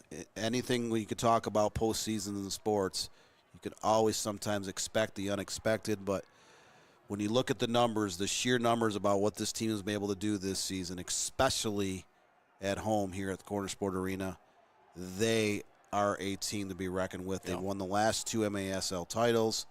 They are likely going to get that top seed unless they have a collapse here in the final weeks of the regular season. But this will put them at 52 points, 4-point advantage over the San Diego Sockers, 8-point advantage over the Kansas City Comets.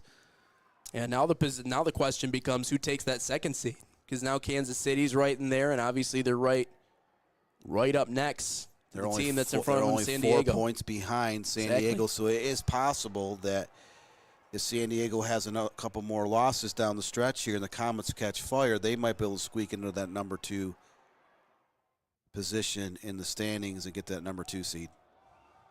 Just 35 seconds left to go in this fourth quarter. San Diego, again, just looking to get one back for the confidence. Not if Reynoso has anything to say about it. Got the big pause on that one, rolls it out. You can sense the energy in the building now, chanting, pointing. They see their guys on the road to yet another home win. I can't think of any other stadium that's had more of an effect in terms of home and away, tougher to play in than this one. Wide of Reynoso on that attempt. This will make it a perfect 12-0 at home in 2024-25, and there it is. The Savage take San Diego's lunch money here tonight. Lunch money, lunchbox, and a whole lot more. What an offensive display here tonight. They were actually outshot by a couple. 12-2, Chihuahua ends up taking the victory. This one, you see Phil Savaggio very quickly off the pitch there, and understandably so frustrated about the way this one ended up. Edgar Martinez out there talking to his players, and there's those spirited fans you're talking about. They're all up and going here tonight, and they're ready for the playoffs. So are we here on the National Soccer Network. Welcome back in, Nate Wangler, Dan Stickrat. Thank you so much for joining us here tonight, Dan. I mean, Chihuahua lived up to expectations. Number one team in the league, and they showed it tonight. They lived up to expectations and much more. We thought this was going to be a relatively close game. Last Friday, the Kansas City Comets came in here. They played very well in that first quarter. They were up 2-1. Savage tied it, went on a 5-goal run, and kind of blew that game open. Today, the Savage were relentless from the opening kickoff, 5-0 before the first quarter was even halfway done. And then they scored the last 7 goals in this match. So what a great offensive display here tonight. 12-2 the final. Chihuahua wins it. And until we talk to you guys next time on the National Soccer Network, so long, everybody.